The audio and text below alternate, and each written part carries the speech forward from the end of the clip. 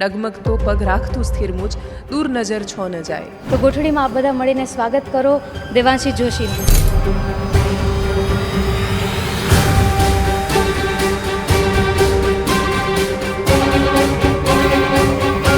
મારાથી થશે કે નહીં એ ખબર નહીં, પણ હું સિસ્ટમ બદલવા પ્રયત્ન કરીશ. હું જો એવું કહીશ કે હું વ્યૂઝ માટે કામ નથી કરતી તો એટલે મને વ્યૂઝ જોઈએ છે. દેવાંશી સાથે ક્યારે એવું બન્યું છે કે રિપોર્ટિંગ કરતાં કરતાં એમને પર હુમલો થયો હોય?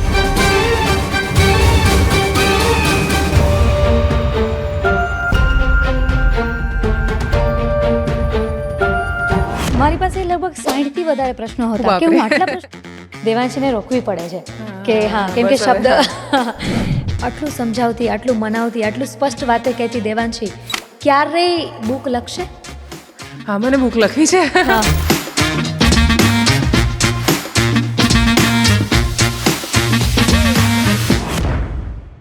પોતાની જાતને સાબિત કરવા એ માણસ, એ સ્ત્રી મરી ગઈ અને આખી દુનિયાએ એને ગ્લોરીફાય કર્યું. આ હ્યુમન હિસ્ટ્રીનું મોસ્ટ ગ્લોરીફાઈડ સ્યુસાઇડ છે સીતાનું મરવું.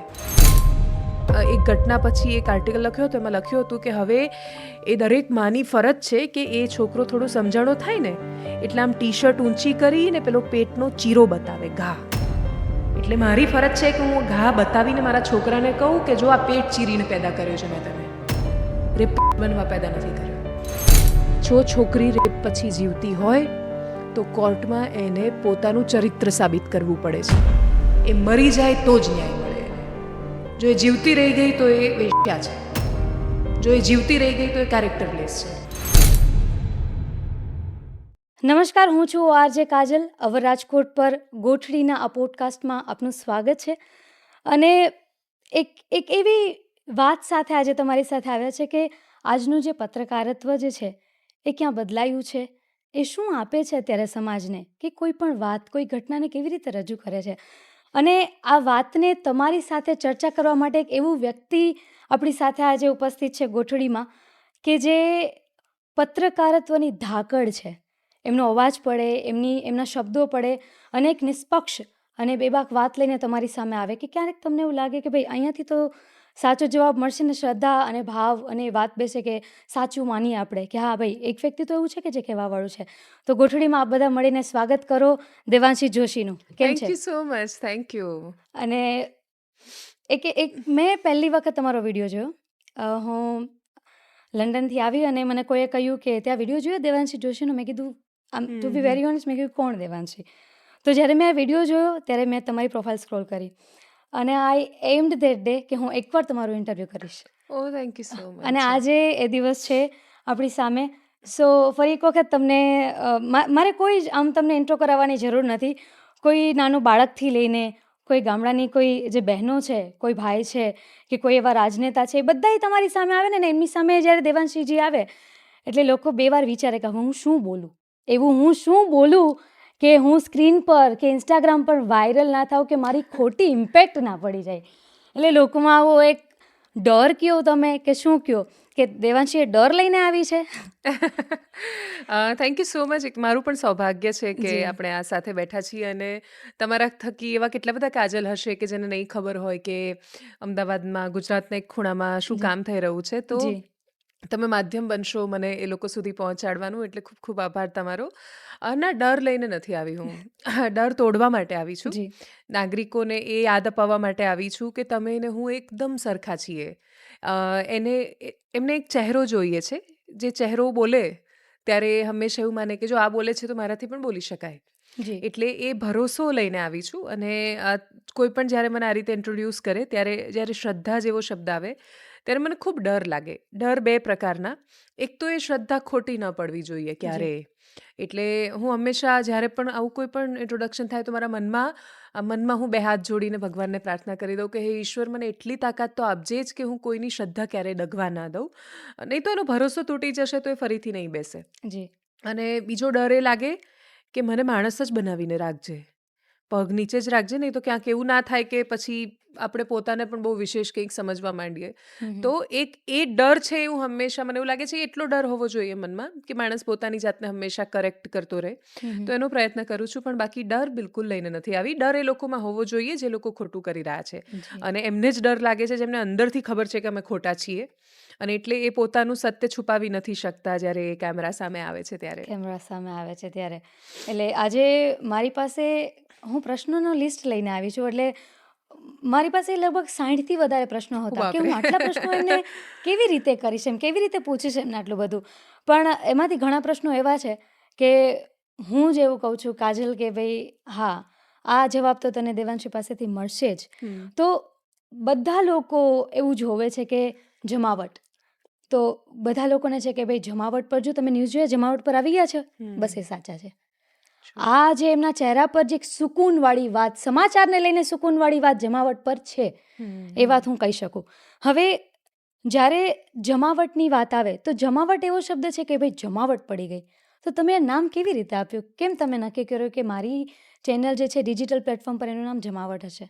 અમે ખૂબ નિરાંતે બેઠા હતા થોડા લોકો, અને એ વખતે હું એક ટીવી ચેનલમાં કામ કરી રહી હતી. હું ત્યાં ઇનપુટ હેડ હતી, એટલે શો હોસ્ટ કરતી હતી, ડિબેટ શો, અને એ સિવાય બાકીનું બધું રિપોર્ટર્સનું મેનેજમેન્ટ ને બધું મારા ભાગે હતું. સંતોષ નહોતો મળતો કામથી. અંદરથી એવું લાગતું હતું કે ખૂબ બધી ઉર્જા છે, જો કશું નહીં કરું તો કટાઈ જઈશ. એટલે એ કટાઈ જઈશ વાળી ભાવનાથી દરરોજ પીડાતી હોય. એટલે જ્યારે એક માણસ કે જેની પાસે ખૂબ સારું ડેઝિગ્નેશન હોય, ખૂબ સારી સેલરી હોય, બધું જ સરસ હોય, અને તોય જો એને અજંપો લાગ્યા કરે, તો લોકો એવું પૂછે એમ આજુબાજુના મિત્રો કંટાળીને કે કરવું શું છે, ઇતના સબ હે, કરના ક્યાં ચાહતી હો. એટલે એ વાળો જે પ્રશ્ન છે એ મને ખૂબ બધા લોકો કરતા. એટલે એના પરથી મેં જે કરવું હતું ને નહોતી કરી શકતી, એની યાદી આપીને પછી મેં કહ્યું કે મારી એવી ઈચ્છા છે કે જમાવટ થવી જોઈએ સામાન્ય માણસના જીવનમાં. એવા લોકો કે જે ગુજરાતમાં 8 મહાનગરો સિવાય પણ ગુજરાત છે, ગુજરાત છે. અને એ ગુજરાત ખાસું વિશાળ છે, અને હું એ ગુજરાતને ઇગ્નોર કરીને કે એ આંખો બંધ કરીને ક્યારેય ગુજરાતનું સંપૂર્ણ ચિત્ર નહીં આપી શકું. અને હું જ્યારે એવું કહીશ ને કે ગુજરાતમાં બધું જ બહુ જ સરસ ને બહુ જ અદ્ભુત છે, તો હું એ લોકોને ભૂલી રહી છું જે લોકો હજી ઝંખી રહ્યા છે બહુ જ પાયાની વાતોને. તો મારી એવી ખૂબ ઈચ્છા હતી કે હું એમની વચ્ચે જાઉં, એમની વાત પણ મૂકું, અને એ વાતો પહોંચે માધ્યમો થકી. એટલા માટે કેમ કે ગાંધીનગરમાં બેસેલા 182માંથી જે એક ક્ષેત્રના નથી, એમાંથી બહુ જ બધા નેતાઓ એવા છે કે જેમને ખબર પણ નથી કે છોટાઉદેપુરના કવાંટમાં શું સ્થિતિ હશે. તો એ મને એવું લાગે છે કે આપણા જેવા દરેક માણસોનું એ દાયિત્વ બને છે, કર્તવ્ય બને છે, અને ઈશ્વરે તમને એટલી તાકાત આપી છે, નિયતિએ તમને ક્યાંક પહોંચાડ્યા છે, તો તમારું એક કર્તવ્ય કર્મ છે કે તમે બતાવો જે હકીકત છે.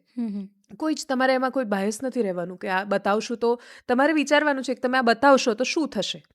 તો એવું બની શકે કે બધી બાજુથી કોઈ તમારા પર થપ્પા લગાવશે, કોઈ તમને આ કહેશે, આ કહેશે, આ કહેશે, આટલી ગાળો આપશે, પણ એવું પણ બને ને કે સરકાર સુધી એ વાત પહોંચે ને ફરક પડે. તો તમને જો એ આશા છે કે ફરક પડશે તો તમે એ બતાવો, અને એનાથી શું થશે ફરક પડશે તો કે જમાવટ થઈ જશે. એટલે હું કોન્શિયસ હતી કે મારે બહુ જ ભારે ભરખમ નામ નથી આપવું, મારે કોઈ એવું નામ નથી આપવું જે નામમાં જ, કેમ કે મને એવું લાગે છે કે કામમાં ક્રાંતિ હોવી જોઈએ, નામમાં નહીં હોય તો ચાલશે. એટલે નામ એવું રાખવું હતું કે જે ખૂબ હળવું લાગે લોકોને, પોતીકું લાગે, સમજાય એમને, અને ન સમજાય તો એમને મજા પડે સાંભળીને, એટલે એ સાંભળીને જ ગંભીર ના થઈ જાય. અચ્છા જમાવટ એટલે આમ કંઈક, એટલે જમાવટ આમ બહુ હળવું લાગે છે સાંભળવામાં, અને એટલા માટે પછી જમાવટ નામ રાખ્યું. બિલકુલ. અને જમાવટ પર ખરેખર ઘણા બધા એવા વિડીયોઝ આવતા હોય છે, સમાચાર જે જોઈને એમ થાય કે બરાબર વાત છે, તમે સાચી વાત કરો છો, સચોટ વાત કરો છો, નિષ્પક્ષ વાત કરો છો. જેમ કે હમણાં જ તમે ઘણી બધી વાત કરતા હતા, તમે ડીસાની વાત કરી, તમે જે ઘણી બધી બીજી, જ્યારે તમારું મોરબીવાળો જે તમે કવરેજ માટે ગયા હતા, તમારા ઘણા બધા ઇન્ટરવ્યૂ મેં જોયા, તમે ઘણી બધી વાતો પણ કરતા હોય કે આવો ઇન્સિડન્ટ છે, ત્યાં કવર કરવા જઈએ ત્યારે ખબર પડે કે હકીકતમાં ત્યાં ઘટના શું છે. આપણને તો ખબર જ નથી હોતી, પણ ત્યાં જઈને ખબર પડે. પછી રાજકોટવાળું જે ટીઆરપી કાંડ થયું હતું, એમાં પણ એવું જોયું હતું કે દૂરથી સોસાયટીમાંથી લોકો ગોટા જોવે છે, પણ ત્યાં જઈને જોવા જાય છે તો ખબર પડે છે કે હકીકત શું છે. તો આવી જેટલી પણ ઘટનાઓ બને છે સમાજમાં, બરાબર છે, એ ટીઆરપીની હોય, એ સુરતની હોય, એ મોરબીની હોય કે ડીસાની હોય, તમે દર વખતે એવો તમારા અવાજ સાથે એવો ભાર લઈને આવો છો કે તો ક્યારે બદલશે સરકાર, ક્યારે બદલશે? તમે કહો છો કે તમે પેપર લઈને વાંચી જાય છે કે આટલા રૂપિયા આપ્યા છે, જેમના ઘરનું નુકસાન થયું છે એને 4 લાખ આપ્યા છે. આટલું બોલ્યા પછી પણ ઘટના તો બને જ છે. આ ટીઆરપી વાળી વાત હમણાં જ છે, ડીસાવાળી વાતમાં કંઈ એટલો જાજો ડિસ્ટન્સ નથી. તો અહીંયા તમે એમ કહ્યું કે પબ્લિક માટે કે કોઈ પણ વ્યક્તિ માટે કે પછી તંત્ર માટે કે સરકાર માટે ક્યાંય પણ તરત તમે કહ્યું કે એવી વાત આવતી હોય કે ભાઈ બધા જ ગેમ સેન્ટર બંધ કરી દીધા, પેલું બોલિંગ બંધ કરી દીધું. તો એક વાત તે જાગ્યા કે ભાઈ આ લોકોને પરમિશન આપી હતી તમને, શું કરો છો તમે? આ લોકો બધા આવ્યા, ગ્રુપ આવ્યા, મોરચો કર્યો કે આ શું કરો છો તમે લોકો? નેતા કંઈ કામના નથી, લાંચ લઈ લે છે, ટેબલ નીચેની કમાણી ખાય છે, આમ તેમ ઘણી બધી વાતો. આ વાતને જરાય જાજો ટાઈમ નથી કે ડીસામાં કાંડ બન્યો, ફરી સેમ વસ્તુ. તો ક્યાં ગયા નેતાઓ? ક્યાં ગયા પેપર? વળી તમે પૈસા આપી દેશો, ફરી કોઈ બીજી જગ્યા આવશે ભવિષ્યમાં.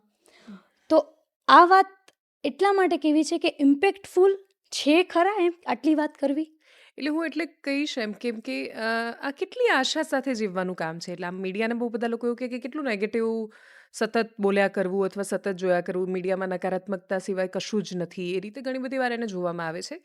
પણ આ ખૂબ આશા સાથે જીવવાનું કામ નથી કે તમે એક જગ્યાએ જાઓ છો, તમે લાશોના ખડકલા જુઓ છો, તમને અતિશય અંદરથી તમારું હૃદય ચિત્કાર કરે છે, તમને એમ બૂમો પાડવાનું મન થાય છે, અને તમે કશું જ નથી કરતા કેમ કે તમને ખબર છે કે તમારે નથી કરવાનું. તમારે બહુ જ સરળતાથી ત્યાં ઊભા રહીને બની શકે એટલા પોતાની સંવેદનાઓને કાબૂમાં રાખીને પ્રશ્ન કરીને નીકળી જવાનું છે. પણ નીકળી શાના માટે જવાનું છે? નીકળી જવાનું છે ફરીથી કોઈ ઘટનામાં એ જ રીતની વાત કરવા માટે. તો અનફોર્ચ્યુનેટલી એનો જવાબ જ્યારે હા સંભળાય ત્યારે બહુ જ પીડા સાથે આવે. તમને ઘણી બધી વાર એવું થાય. એટલે હું તો કદાચ વર્ષના 365માંથી એટલીસ્ટ 65 દિવસ એવું વિચારતી હોઈશ સાંજે કે કાલથી આપણે આ બધું કરવું જ નથી. આ શું યાર, દુનિયામાં સરસ ગામડે જઈશું, ખેતરમાં ખેતી કરીશું, સરસ મજાની જિંદગી જીવીશું, કોઈ ચિંતા જ નથી. એટલે માત્ર પૈસા માટે કામ હું કરી જ નથી શકતી. અને જો હું પૈસા માટે કામ કરી શકતી હોત તો બીજા બહુ બધા પ્રોફેશન છે જ્યાં મને એવું લાગે છે હું બહુ સારું કરી શકું એમ છું. પણ હું એ નથી કરતી કેમ કે હું ખાલી પૈસા માટે નથી જીવી શકતી. મારી લાઈફમાં સૌથી મોટું સેટિસ્ફેક્શન મને પૈસો નથી આપતું. એટલે એ અંદરથી તમને બહુ અકળામણ આવે. અને આ કામ કરવાની મને કોઈ ફરજ નથી પાડી. કોઈ મને નથી કહેતું કે દરરોજ સાંજે 7 વાગે આમ કરીને ઊભી રહી જજે ને આમ બધું બોલવા માંડજે. આ હું એટલે કરું છું કેમ કે મને એવું લાગે છે કે હું બહુ જ આશાવાદી માણસ છું. એટલે કોઈ મારી વાતો ખાલી મારો શો જોઈને એવું માને તો એવું લાગશે કે આ કેટલી નિરાશાવાદી માણસ છે, દરેક વખત બધા પ્રશ્નો જ કરે છે અને આને કશું જ સારું નથી દેખાતું. પણ એ સારું કશું જ એટલે નથી જોતી કેમ કે કોઈક તો છે કે જેણે બતાવવાનું છે કે ખરાબ છે. અને એ ભરોસા સાથે જીવું છું કે એક દિવસ ફરક પડશે. અને એ ભરોસો એટલે સાચો પડે છે કેમ કે આજથી 2019 અને તક્ષશિલા કાંડ, કેટલા ટ્યુશન ક્લાસીસ એવા હતા કે જે શેડમાં ચાલતા હતા, કેટલા ટ્યુશન ક્લાસીસ એવા હતા કે જે ફાયર સેફ્ટી રાખતા હતા. જવાબ એ છે કે બહુ જ બધા શેડમાં ચાલતા હતા અને ઓલમોસ્ટ કોઈ ફાયર સેફ્ટી નહોતું રાખતું. મારી કેબિનમાં મેં નાનું પેલું કારમાં રાખવાનું આવે ને ફાયર એક્સટિંગ્યુશર, મારી એ કેબિનમાં રાખેલું છે. ટીઆરપી ગેમ ઝોન પછી અમે એક વિડીયો બનાવ્યો હતો કે ફાયર એક્સટિંગ્યુશર વાપરશું કેવી રીતે. કેમ કે આપણે તક્ષશિલા પછી શીખ્યા ફાયર એક્સટિંગ્યુશર રાખતા અને ટીઆરપી ગેમ ઝોન પછી શીખ્યા વાપરતા. એટલે એક એક ઘટના આપણને એવું લાગે છે કે કશું જ નથી શીખવતી, પણ એ આપણને શીખવાડીને જાય છે એટલા મોટા સબક કે જે કદાચ આપણે એ ઘટના પછી ઉઠેલા પ્રશ્નોને ગંભીરતાથી ન લીધા હોત તો ક્યારેય ન શીખતા. એટલે આમ જોઈએ તો એ બહુ જ નિરાશાજનક ઘટનાઓ લાગે આપણને કે કશું જ નથી બદલાતું. પણ તમે ઘટનાઓના પ્રકાર જુઓ, ખૂબ બદલાયા છે. એટલે ટ્યુશન ક્લાસીસમાં આટલી મોટી રીતે આ પ્રકારની બિલ્ડિંગમાં આગ લાગી હોય ને આટલા બધા બાળકોને આપણે આ રીતે કૂદીને મરતા જોવા પડે, એટલી કરુણાવાળી ઘટનાઓ આપણે એમાં ન જોઈ. પછી આપણે પુલમાં શીખ્યા નવું, પછી આપણે નવું શીખ્યા ગેમ ઝોનમાં, પછી આપણે નવું શીખ્યા ફટાકડાની ફેક્ટરીમાં. એટલે અનફોર્ચ્યુનેટલી આપણી કમનસીબી એ છે કે આપણે નવા નવા વાતાવરણમાં કશુંક શીખવા માટે 20 માણસોને મારી નાખવા પડે છે. અને 20 માણસો મરે પછી આપણને સમજાય કે અચ્છા આમાં તો આવી એસઓપી હોવી જોઈએ. પણ આપણે આખી આ સિસ્ટમ અને જ્યારે આ બધાને દોષ આપીએ છીએ અથવા જ્યારે પત્રકારત્વ પર પત્રકારોને પણ દોષ આપીએ છીએ, આપણે બધાએ ભૂલી જઈએ છીએ કે એ લોકો કઈ દુનિયામાંથી આવે છે. એલિયન તો છે નહીં મંગળ ગ્રહ પરથી આમ કરીને ટપક્યા આપણા પર ને આપણે ત્યાં અલગ રીતે આવે છે. એ અલગ દેખાતા નથી, એ સરખા જ લાગે છે.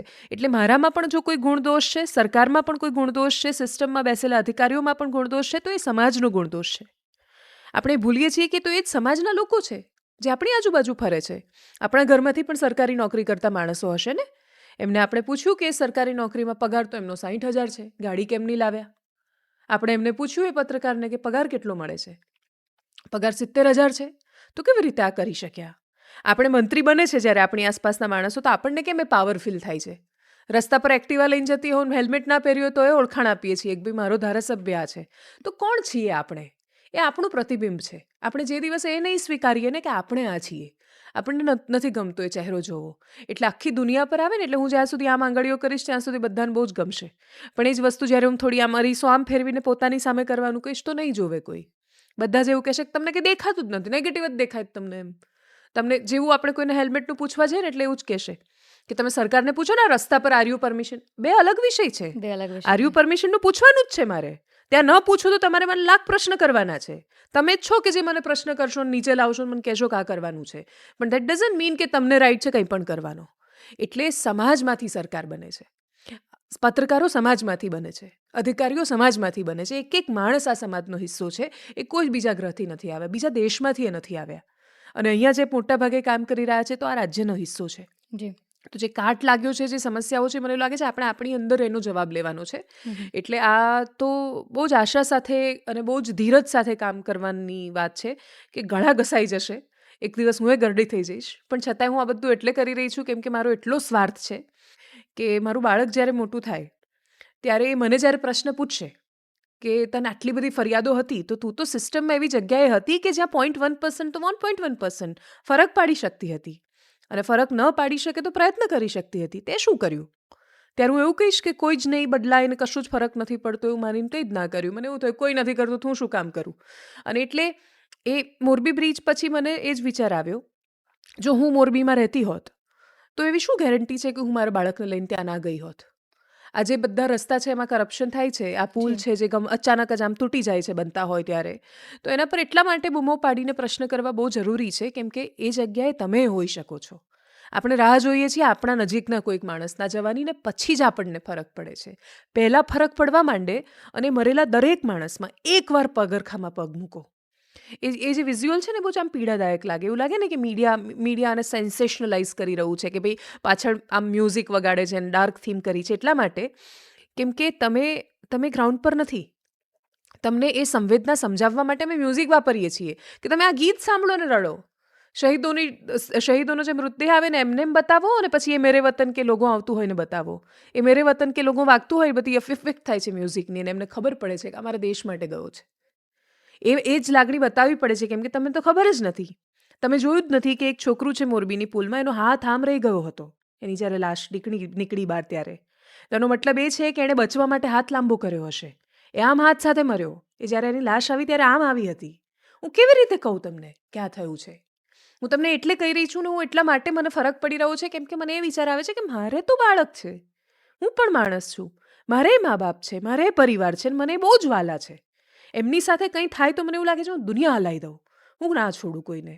હું ભયંકર પ્રશ્નો કરું અને હું એટલો પૂરો પ્રયત્ન કરું કે હું એટલો મારાથી થશે કે નહીં એ ખબર નહીં પણ હું સિસ્ટમ બદલવા પ્રયત્ન કરીશ.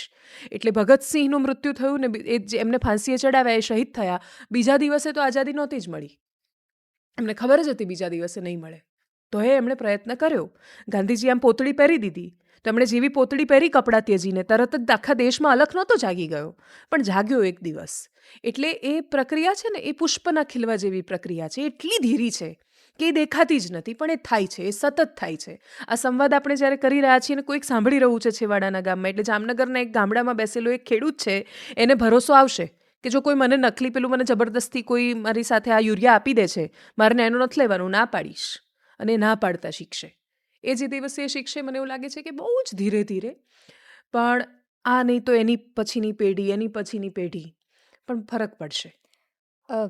તમારી વાત સાથે ક્યાંક ને ક્યાંક હું સહમત છું કે હા એવું હોઈ શકે કે પોતાના ઘરના વ્યક્તિ પર આવે ને ત્યારે માણસ સમજે છે. પણ બીજી એક વાતથી તમે એવું કહો છો કે જામનગરના કોઈ પણ એક ગામડાના ખેડૂતને એવું લાગે કે ભાઈ મારે આ વસ્તુનો ઉપયોગ નથી કરવાનો, મારે કોઈ બીજા ખાતરનો. પણ બીજી વાતમાં જ્યારે તમે વાત કરો કે ધીરે ધીરે બદલાવ આવે છે, પણ મને આ બદલાવ વિસરાતો બદલાવ લાગે છે. કેવી રીતે? તો કોઈ પણ ઘટના બને છે એ એવી ઘટના બને છે કે એ થોડાક ટાઈમ માટે હવેનો ટ્રેન્ડ થઈ ગયો છે. કોઈ પણ ઘટના એ કોઈ પણ, અને સ્પેશિયલી આપણે જેટલા પણ પ્રશ્નો કરીએ છીએ, હું તમારી સામે જેટલા પણ પ્રશ્નો મૂકું છું એ માત્ર ને માત્ર પ્રશ્નો, હું એવું માનું છું કે તમે બધા તરફ છો, તમે બધું તરફ જોતા હશો, દરેક ન્યૂઝ ચેનલ જોવો છો, દરેક સમાચાર, આ તે બધી જગ્યાએ તમારી નજર છે. તો આ દેવાંશીની નજર એવું શું જોવે છે કે જે બધા નથી જોઈ શકતા? તમે નિષ્પક્ષ વાત કરતા હોય ક્યારે પણ ઘણી બધી વખત તમે બધું કહી શકતા હોય દર વખતે આમ તો, પણ મીડિયા તો અત્યારે ટીઆરપી માટે કામ કરે છે, પોતાના ટ્રેન્ડને જોવા માટે કામ કરે છે કે ભાઈ અમારું ન્યૂઝપેપર વેચાય. હજી પણ ન્યૂઝપેપરવાળા એવા સ્કીમ રાખે છે કે ભાઈ ન્યૂઝપેપર વેચાય, કે દર 6 મહિને ડોલ ડબલા લઈ જાઓ, ઓછાળ લઈ જાઓ, આવી રીતે ચાલે છે. બીજી પણ વાત હું તમને આમાં કન્ટિન્યુટીમાં કરું તો જે અત્યારે સોશિયલ મીડિયા પર વાત ચાલે છે, તો સોશિયલ મીડિયામાં અમે પણ ડિજિટલ પ્લેટફોર્મ પર આવ્યા છે વરજકોટ, જમાવટ પણ ડિજિટલ પ્લેટફોર્મ આપણે બંનેની વાત કરીએ તો આપણા બંનેના ચેનલ પર આપણે એટલો પૂરેપૂરો પ્રયત્ન કરીએ કે રાજકોટના લોકોને કે અમદાવાદના લોકોને કે ગુજરાતના કોઈ પણ લોકોને કે ગામડાને પણ ખબર પડે કે ભાઈ બદલાવ માટે અમે બોલીએ છીએ, તમે સાંભળો. પણ છતાં પણ લોકોને શું જોવું છે ખબર છે? એક્સિડન્ટ જોવા છે. એક્સિડન્ટના 1 મિલિયન વ્યૂ આવે છે, પણ જ્યારે આપણા બેની વાત આવશે ને ત્યારે લોકો એમ કહે છે કે ભાઈ બોલે છે આ તો જવા દે ને. સો વાય એમ ત્યારે કેમ કોઈ કાંઈ નથી જોતું? એટલે ઉદાહરણ તરીકે સાહિત્યનો કે પછી ચોક્કસ પ્રકારની વાતોનો હંમેશાથી સમાજમાં બહુ સીમિત વર્ગ રહ્યો છે. આઝાદી વખતે છાપાઓ ખૂબ ચાલ્યા, સમાચાર પત્રોની મદદથી એક અલગ જાગ્યોને પહોંચ્યો, પણ પછી એ પર્પઝ પૂરો થઈ ગયો, આપણે આઝાદ થઈ ગયા. એના પછી કોઈ એવા વિશેષ કારણો નહોતા એ માધ્યમો સતત વાંચવાના, અને એટલે જ અત્યારે પણ એમને સમાજને બહુ વિશેષ કારણ નથી લાગતું. એટલે તમે જુઓ કે ઘટના હોય જ્યારે કોઈ વિશેષ, ત્યારે બહુ જ જોવાય. એટલે ઇલેક્શન વખતે બધા જ છાપા વંચાય, ઇલેક્શન વખતે ખૂબ ટીવી જોવાય, ઇલેક્શન વખતે ખૂબ ડિજિટલ જોવાય. અને દરેક વ્યક્તિઓ આ છે ને ઈંડું પહેલાં કે મરઘી જેવો સવાલ છે. મને એવું લાગે છે કે ઈંડું પહેલાં કે મરઘી એનો જવાબ મળે કે ન મળે, પણ જવાબદારી પહેલી મીડિયાની કે પહેલાં લોકોની, તો એનો જવાબ મળવો જોઈએ ને એ છે પહેલાં મીડિયાની. એટલા માટે કેમ કે લોકો પાસે એક સંયુક્ત પાવર છે, પણ છતાંય એક જગ્યાએ શક્તિ કેન્દ્રિત થઈ હોય એટલી શક્તિ નથી એમની પાસે. એટલે આમાં હું જો એવું કહીશ કે હું વ્યૂઝ માટે કામ નથી કરતી, તો હું મારી જાતને તો ખરી અને બધાને છેતરતી હોઈશ એમ. એટલે મને વ્યૂઝ જોઈએ છે. મને વ્યૂઝ એટલે જોઈએ છે કેમ કે મારે યુટ્યુબમાંથી રેવન્યુ જોઈએ છે. મારે એડવર્ટાઇઝરને એક આંકડો કહેવાનો છે કે મારી પાસે આટલા વ્યુઅર્સ છે એટલે મારી પાસે આટલા વ્યૂઝ છે. પણ શું એ વ્યૂઝ મારી એટલી મજબૂરી છે કે એના માટે હું કંઈ પણ કરીશ? તો અગેન પછી ફરીથી એ જવાબ આવશે કે એવું શું નથી મારી પાસે. મારી પાસે ઘર છે, મારી પાસે હું આખી જિંદગી ખાઈ શકું એટલું બળ છે, અને એટલું સામર્થ્ય મને મારી અંદર દેખાય છે કે મને એવું લાગે છે કે મારે પૈસા માટે તો કંઈ જ નહીં જ કરવું પડે. અને એટલે એ જ્યારે સ્પષ્ટતા આવતી જાય ને માણસમાં, લાલચથી દૂર રહેવું બહુ જ કપરું છે, બહુ જ અઘરું છે. એટલે જ્યારે ટીવી શરૂ થયું ત્યારે શું ટીવીએ પ્રયત્ન નહીં કર્યો હોય સારું રહેવાનો કે સારું બતાવવાનો? એમણે પણ કર્યો હશે. પણ તમે જ્યારે શરૂઆત બધા જ સરસ કરે છે, શરૂઆત બધા. એટલે જ્યારે મને એવું લાગે છે કે જમાવટ શરૂ કર્યું ત્યારે પહેલાં 6 મહિનામાં મેં જે કામ કર્યું એ વન ઓફ ધ બેસ્ટ કામ હતું એમ. કેમ કે શરૂઆતમાં એક બધું જનૂન હતું. પછી જરૂરી નથી કે દરેક વખતે લાલચ આવે. પછી એક તમને એમ પેલી મોનોટોની આવી જાય, અથવા તો તમને એવું થાય કે હા હવે ઠીક છે, એમ કેટલે પહોંચીશ ને કેટલે દોડીશ ને અહીંયા જવું છે એમ. તો પહેલાં 6 મહિનામાં હું છોટાઉદેપુરના કવાંટમાં ગઈ ને નર્મદાના ડેડિયાપાડામાં પણ ગઈ ને અંબાજીના દાંતામાં પણ ગઈ, અને છેલ્લા 1 વર્ષમાં કેટલું ગઈ? તો કે પહેલાં 6 મહિના અને છેલ્લું 1 વર્ષ ઓલમોસ્ટ સરખો આંકડો હશે ઉદાહરણ તરીકે. તો હું બીજા કોઈનું ઉદાહરણ શું કામ આપું? હું મારું જ આપું. અને એટલે જ જે શરૂઆતો થાય છે એ શરૂઆતો હંમેશા જનૂનથી થાય છે. પછી એ જનૂનની અંદર વિવેક બુદ્ધિ ઉમેરાય છે કે હું અહીંથી છોટાઉદેપુર જાઉં છું, પછી આવું છું, 4 દિવસે રહીને આવું છું, આટલો ખર્ચો થાય છે, આટલા ખર્ચા સામે શું મને કશું મળી રહ્યું છે? જવાબ એનો ના આવે છે. એટલા માટે કેમ કે ક્યાં જોવાય છે, શું જોવાય છે, એની વ્યુઅરશિપ બહુ બધી અસર કરે છે. પછી મને આંકડાઓ દેખાય છે, પછી મને અહેસાસ અપાવાય છે કે પત્રકારત્વથી તો તારું એકલીનું પેટ ભરી શકીશ, પણ એકલા પત્રકારત્વથી 15 માણસોનું પેટ નહીં ભરાય. અને એટલે તમારે કાં તો શરૂ કરતા પહેલાં વિચાર કરવાનો. તમે એકલા પણ શરૂ કરી શકતા હતા. તમે જ્યારે એને એક પ્રાઇવેટ લિમિટેડ કંપનીની જેમ શરૂ કર્યું છે, તો એ પણ કર્તવ્ય અને જવાબદારી બને છે. અને એટલે એ તમને એ પણ અહેસાસ હોવો જોઈએ. બીજું, આપણે તો એક બહુ મિસકન્સેપ્શન છે ને, એ વર્ષોની અમુક વ્યવસ્થાઓ અથવા એ વિચારોના કારણે એવું થયું કે બધા એવું માને છે કે પૈસા કમાવા એ પાપ છે, અથવા કોઈ માણસ જો પૈસા કમાવાનો પ્રયત્ન કરી રહ્યું છે તો એ બહુ જ ખોટું કરી રહ્યું છે. બિઝનેસ કરવું ક્યારથી પાપ થઈ ગયું? બિઝનેસને બિઝનેસની જેમ કરવું અને ખૂબ શુદ્ધતા સાથે પોતાનો બિઝનેસ કરવાનો પ્રયત્ન કરવો, તો એ તો તમે સમાજની આર્થિક રીતે સેવા કરી રહ્યા છો. કે હું ખૂબ બધા પૈસા કમાઈને એકલી જ ખાઉં, અને હું એટલા જ પૈસામાં અથવા એનાથી થોડા વધારેમાં બહુ વધારે લોકોની સાથે મળીને કામ કરું, તો એ તો કેટલી સરસ વાત છે. પણ પછી શું થાય છે કે એમાં આવી જાય છે લાલચ નામની વસ્તુ, કે નહીં આટલામાં તો હવે આપણી પાસે 5 વર્ષ પછી ચાલે ના ચાલે, 5 વર્ષ પછી કોણે જોયું છે, કમાઈ લેવું છે. એ કમાઈ લેવું છે જે વાળી વાત આવીને, પૈસો બહુ જ મહત્વનો છે, પણ પૈસો બાય પ્રોડક્ટ હોય તો ત્યાં સુધી. હવે જો મારું અંતિમ લક્ષ્ય કે મારું ધ્યેય જ પૈસો છે, તો પછી બાકી બધું છે એ વિસરાતું જશે. એટલે મીડિયા હોય કે બાકીના સમાજના કોઈ પણ માધ્યમમાં, એમાં સમસ્યા એ જ આવી છે કે દોડે છે બધા જ, શરૂઆત કરે છે ત્યારે એવું વિચારે છે અને પછી એની મજબૂરી બનતું જાય છે.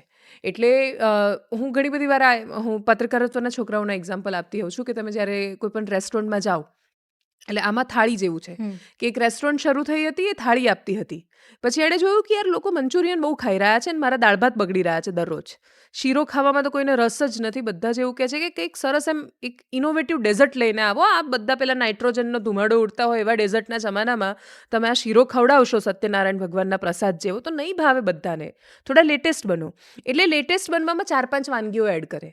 પછી એમને ખબર પડે છે કે પ્રોફિટ 4-5માં જ છે અને આ તો જોવાતું જ નથી. એટલે ધીરે ધીરે પેલું થાળીમાંથી ખસતું ગયું ને પછી પામ ઓઇલ નાખવું છે તો નાખો, જે તમારે ટેસ્ટ એન્હેન્સર નાખવા છે એ નાખો, બસ ખવડાવો. એ ખાય છે, આ ખવડાવે છે, ખાવાવાળાને વાંધો નથી, તમને શું એમ ફરક હોવો જોઈએ. એટલા માટે કેમ કે હું માં છું, હું મારા છોકરાને શું દરરોજ ખવડાવું છું.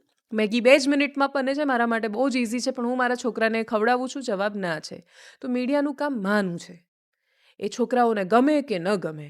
એટલે ઘણા બધા ન્યૂઝ એવા હોય કે જે દર્શકને ન ગમે, એ તમારા પર શંકાથી જુએ, એ તમને એ રીતે જુએ કે આણે એટલે જ બતાવ્યા છે કેમ કે આમને એવું કંઈક હશે, આ રેસ્ટોરન્ટ એટલે આ નથી પીરસતી, આ સત્યનારાયણનો શીરો ભગવાનનો જે પ્રસાદ આપે શું કામ આપે છે એમ, એ આ કેમ નથી આપતા. એની અપેક્ષા તમારી પાસે એ જ બનવાની છે. એટલે જમાવટ પાસે પણ આગળ જતાં મને એવું લાગે છે દર્શક પણ એ જ અપેક્ષા રાખે છે એ સ્પર્ધામાં કે આ આટલું બતાવે તમે કેમ નથી કરતા, આણે આ કર્યું તમે કેમ નથી કરતા. ત્યારે યાદ રાખવાનું છે કે શું હું આ બનવા માટે નીકળી હતી? શરૂઆત કરી ત્યારે પહેલો શું વિચાર હતો? એટલે જેટલી વાર આ પ્રશ્ન પૂછાય ને કે આ નામ કેવી રીતે આવ્યું, કે આ શું કામ વિચાર, તો ફરી એકવાર હું પાછી ત્યાં જ આવું છું કે મેં શરૂ એ કરવા માટે તો નથી જ કર્યું. અને જો એ નથી કર્યું તો ઘણી બધી વાર એટલે એક સરસ પેલી પ્રાર્થના છે, પ્રેમળ જ્યોતિ તારો દાખવી, એમાં એક સરસ મજાની લાઈન આવે છે કે ડગમગતો પગ રાખતું સ્થિર મુજ, દૂર નજર છો ન જાય. એટલે મારો પગ છે ને બહુ દૂરનું કદાચ હું નહીં જોઈ શકું, પણ મારો પગ ડગમગતો જ્યારે પણ થશે ત્યારે મને એવું લાગે છે કે એ સામર્થ્ય છે કે એને સ્થિર રાખશે. જી બિલકુલ.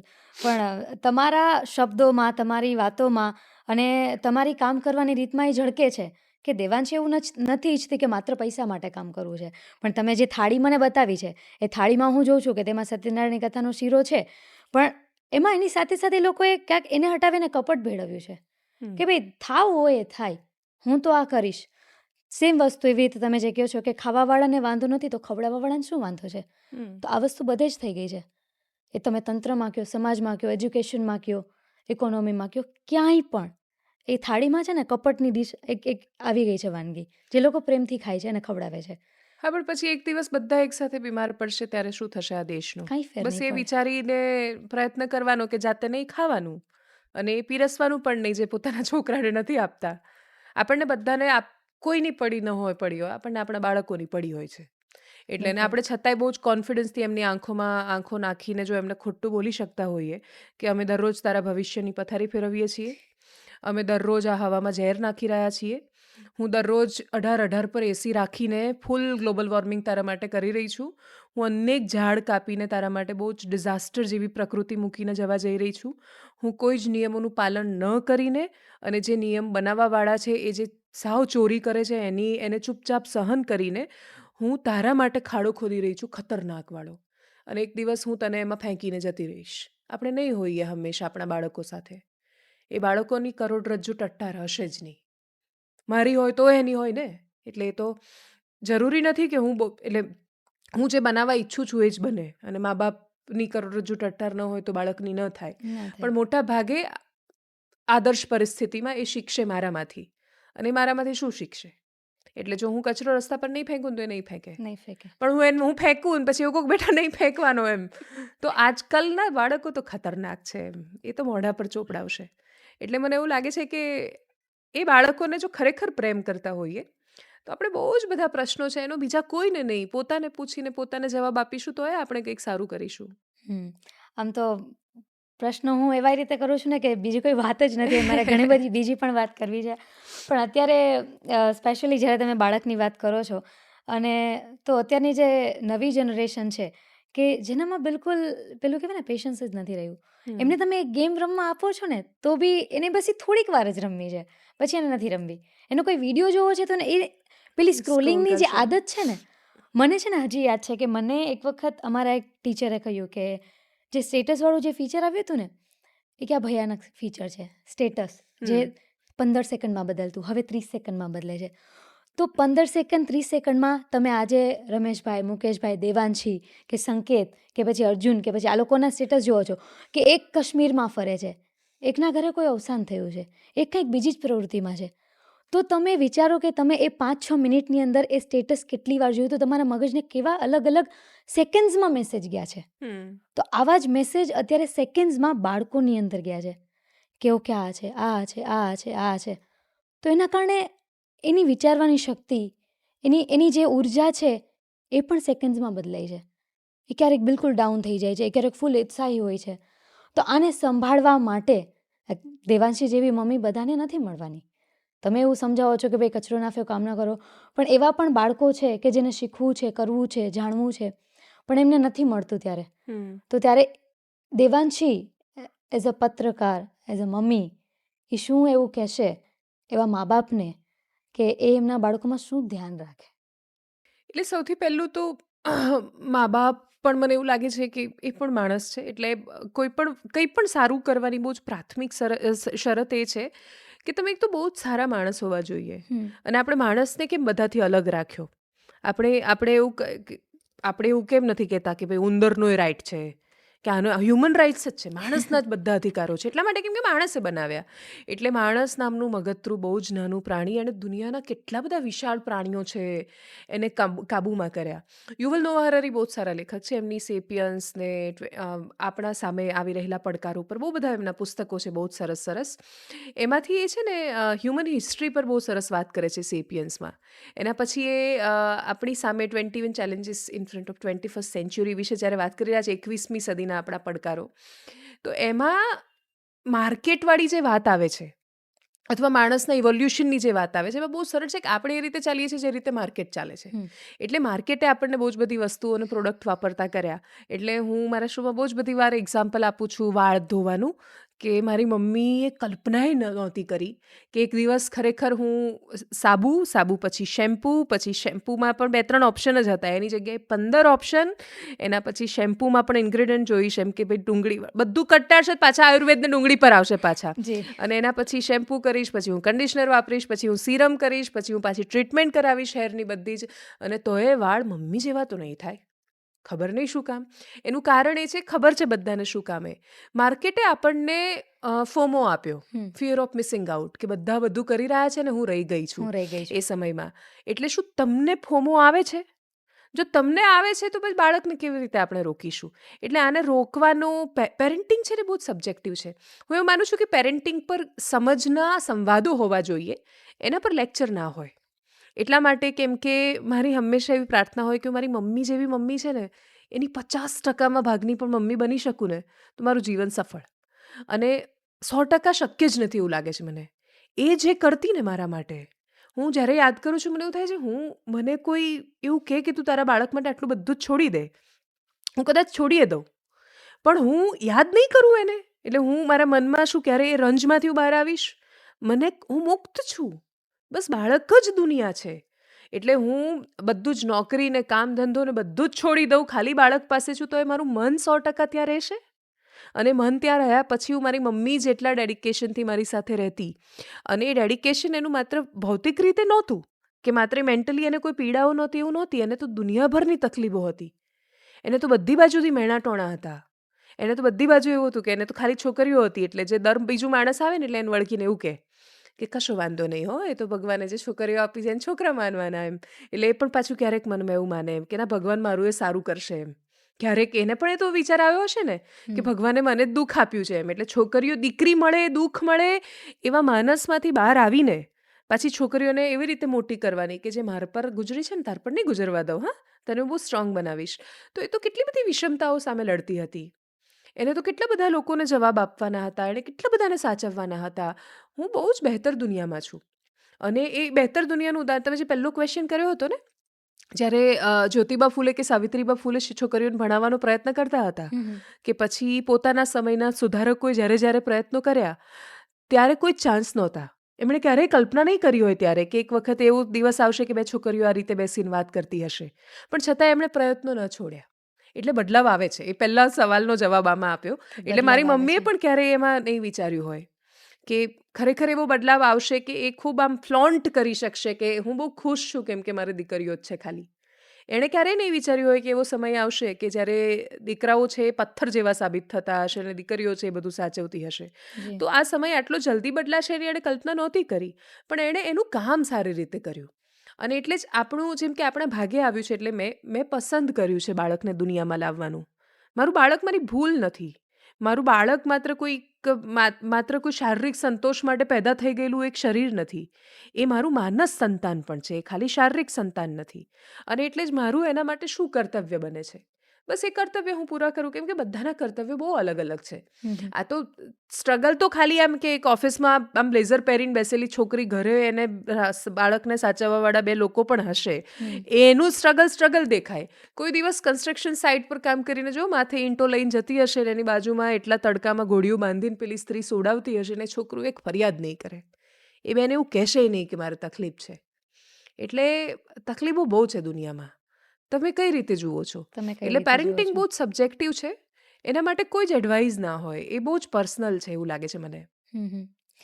તમે જેવી રીતે બધી વાતોને આમ પહેલેથી લાવ્યા કે મારી મમ્મી, ત્યારે વાતોમાં મને પણ એક મગજમાં આવ્યું કે જો પાછળ જ જવું છે તો મારે પણ ત્યાં જવું છે કે જ્યારે બાઇક રિપોર્ટિંગ થતું અને હા. દેવાંશી આવીને કહેતી કે ભાઈ આમ હા. લોકો પાસે જઈને, પગપાળા જઈને પણ કીધું, ગામે ગામે જઈને પણ કીધું. હવે આ દેવાંશી છે એ આ જવાબને અકબંધ રાખે છે કે જમાવટ શરૂ થયું એના પહેલાં પણ એવી ન્યૂઝ ચેનલ જે હતી જેને એમ કહેવાતું કે વાહ આમાં છે એમ, કે એક પત્રકારને લીધે ન્યૂઝ ચેનલનું નામ બન્યું, એવું પણ થતું. ત્યારે આમ એણે મૂકી દીધું. એ જવાબ જોઈએ છે મારે કે કેમ છોડવું પડ્યું કે છોડ્યું સંદેશને, કે પોતાની રીતે કંઈ કરવું હતું, કે ત્યાં એક હું કહીશ કે મને જ એવું થાય કે એક બાંધછોડ જે હોય પેલે કે આપણને છૂટ મળવી જોઈએ કે મારે આ પણ રજૂ કરવું છે, મારે આ પણ રજૂ કરવું છે, મારે આ પણ રજૂ કરવું છે. ત્યાં એવું હતું કે તમને ત્યાં નહીં, આ રજૂ કરવા નહીં મળે, ત્યાં અમુક ક્રાઇટેરિયા હોય, તો એટલા માટે છોડ્યું કે બીજું કોઈ કારણ?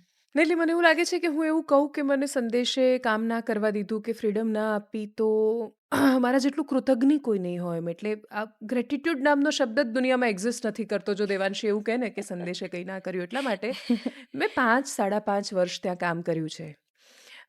સંદેશ ખૂબ મોટી સંસ્થા છે અને હું એવું બિલકુલ, એટલે મેં ક્યારેય એ ભ્રમ નથી પાડ્યો કે મારા લીધે કોઈ કાર્યક્રમ ચાલ્યો અથવા મારા લીધે કોઈ ઓળખ બની. પરસ્પર બને. એટલે અમુક વાર જ્યારે આપણે પેલા જે સિમ્બાયોટિક રિલેશન્સ ભણતા હોય ને બાયોલોજીમાં, એ રીતે છે એમ કે સંબંધો છે ને એકબીજાની સાથે આમ તાણાવાણામાં ગોઠવાઈ જાય. ઘણી બધી ઘટનાઓ એવી આવે કે જ્યારે તમને ન ગમે એ ઘટનાઓ, તમને ડંખે, તમને એવું લાગે કે એક સંબંધ છે એ કટુતાથી છૂટે એના કરતાં બહુ જ સરળ છે, બહુ સારું છે કે તમે એને બસ ટાટા બાય બાય કરી દો. પણ સંદેશે મને કામ ન કરવા દીધું એવું તો એટલા માટે, એટલે હું તો એને એવું માનું છું, બહુ ભારે શબ્દ વાપરીશ, કે પાપ કહેવાશે એમ. જે સંસ્થાએ ઓળખ આપી, જે સંસ્થાએ બધું રિપોર્ટિંગ, એટલે બધા જેટલા લોકો મને મળે ને એવું કહે એમ કે તમે તક્ષશિલામાં સરસ કામ કર્યું, આમાં. એ વખતે હું સંદેશમાં હતી. જે લોકો એવું કહે કે તમે આ બિન સચિવાલયનું આંદોલન બહુ સરસ કવર કરી રહ્યા હતા અને કોઈ જ નહોતું ચલાવતું ત્યારે તમે કરી રહ્યા હતા, સ્ટુડિયોમાં આટલા બધા માણસો આવતા હતા, એ સ્ટુડિયો સંદેશનો હતો, ત્યાં હું કામ કરતી હતી. એટલે આખી દુનિયાને મારી એક ફરિયાદ એ હોય છે, અને ખાસ તો નવી જનરેશનને, કે ગ્રેટિટ્યૂડ જ નથી એમનામાં. એટલે એટલો બધો ગજબ એટીટ્યૂડ છે અને આખા ગામના એટીટ્યૂડ વચ્ચે સહેજ પણ ગ્રેટિટ્યૂડ નહીં. કે આપણને કોઈ કામ આપી રહ્યું છે, આપણને સંસ્થાએ કશું કેમ, એટલે વળતર આપે છે, તમને પગાર આપે છે, અને તમે એવું કહો છો કે તમે મને પગાર આપ્યો ને મેં કામ કર્યું ને વાત પૂરી. એટલું સરળ નથી હોતું. એ સંસ્થા તમને એક પ્લેટફોર્મ પણ આપે છે જેના થકી તમે કંઈક બનો છો, અને પછી આમ કાલે ઉઠીને કંઈ પણ આમ, એટલે જે રીતે જતા રહે છે એ બધાથી મને બહુ જ ફરિયાદ હોય છે. અને બહાર ગયા પછી તો કંઈ પણ બોલે ત્યારે બહુ ફરિયાદો હોય છે કે તમારે ક્યારેય ન ભૂલવું જોઈએ કે તમારી શરૂઆત કેવી રીતે થઈ કેવી હતી. રીતે થઈ? તો હું સંદેશ પહેલાંય મેં ઘણી બધી ચેનલમાં કામ કર્યું. મને આવડતું હતું જ કામ કરતાં, કોઈ કરવા નહોતું દીધું. નવી આવેલી છોકરી છે, ગામડાની છે, કેટલું કરી શકશે, અને અત્યારથી ન અપાય કામ, અત્યારથી થોડું પ્રાઇમ ટાઈમ શો આપી દેવાય. એટલે તમને પહેલેથી જ કામ કરતાં પહેલાં જજ કરી દેવામાં આવે. એવા સમયમાં કોઈ એક સંસ્થા, વ્યક્તિઓ એ ભરોસો કરીને તમને જ્યારે મંચ આપે તો ઘણું બધું એવું થાય કે જે તમને એક સમયે ન ગમે. તમારો એપ્રોચ બદલાયો હોય 5 વર્ષ પછી જર્નલિઝમને જોવાનો, જ્યારે શરૂ કર્યું હોય ત્યારે તમે અલગ રીતે જોતા હોય. તો એ વાતો એટલા માટે તમે કહો ને હું અકબંધ રાખું છું, એટલા માટે એવું રાખું છું કેમ કે મને એવું લાગે છે કે એટલું બધું સારું છે કહેવા માટે કે શું કામ જેનાથી છૂટા પડ્યા એ વાતને જ યાદ કરવી. એ એક ક્ષણ એ આખી કહાની નથી. એ કહાની નથી. અને એ એક મહિનો કે પછી અમુક એવી 10-12 ઘટનાઓ એ કોઈ કહાની નથી સંદેશની. તો એ કહાની સિવાયની કહાની બહુ સરસ છે સંદેશની. અને એના પછી તો એ વખતે જ મેં એવું વિચાર્યું હતું કે હું ડિજિટલ શરૂ કરી દઈશ. પણ એટલું બધું બહુ જ બધા લોકોને જ્યારે મનમાં ક્યુરિયોસિટી હોય ને એટલે એ વખતે બહુ જ અદ્ભુત ઘટના ઘટી હતી ગુજરાતમાં કે લોકો બહુ જ બધા પૂછી રહ્યા હતા એમ કે કેમ છોડ્યું સંદેશ, ને પછી ટ્વિટર પર ટ્રેન્ડ ચાલે ને બધા ફોટોઝ મૂકે હું પણ દેવાંશી એવું બધું કરીને. તો એ વખતે પેલી ઓવરલેમિંગ મુમેન્ટ આવી જાય, તમને એ ના ખબર પડે કે હવે શું કરવું. હવે શું એટલે કરવું? જ્યારે મેં પહેલી વાર લાઈવ કર્યું ને તો એટલા બધા લોકોએ જોયું કે હું ગભરાઈ ગઈ કે હું આટલા બધા લોકો જ્યારે જોશે તો એ કેટલી બધી અપેક્ષા સાથે મને જોશે હમ હમ. અને શું હું તૈયાર છું એ પૂરી કરવા. ત્યારે મને ડર લાગ્યો કે ના હું કદાચ નહીં. એ તમે જે પેલી શ્રદ્ધાવાળી વાત કરી ને, ખૂબ શ્રદ્ધાથી લોકો આવ્યા દેવાંશી જોશીને યુટ્યુબ પર જોવા માટે. અને એટલે દેવાંશી જોશીને લાગી ગયો ડર જોરદાર કે હવે આટલા બધા લોકો જોઈ રહ્યા છે, અપેક્ષા હું પૂરી નહીં કરી શકું કદાચ. મને મારી પાસે મતલબ મોબાઈલને હું કેવી રીતે યુઝ કરીશ, હું કયું સોફ્ટવેર વાપરીશ, હું ક્યાં રહીને કામ કરીશ, કોઈ જ ક્લેરિટી, કોઈ સ્પષ્ટતા નહોતી. અને એટલે ક્લેરિટી નહોતી ને તો મેં કરી દીધો એ પ્લાન પોસ્ટપોન અને ફરીથી શરૂ કરી દીધી એક નોકરી.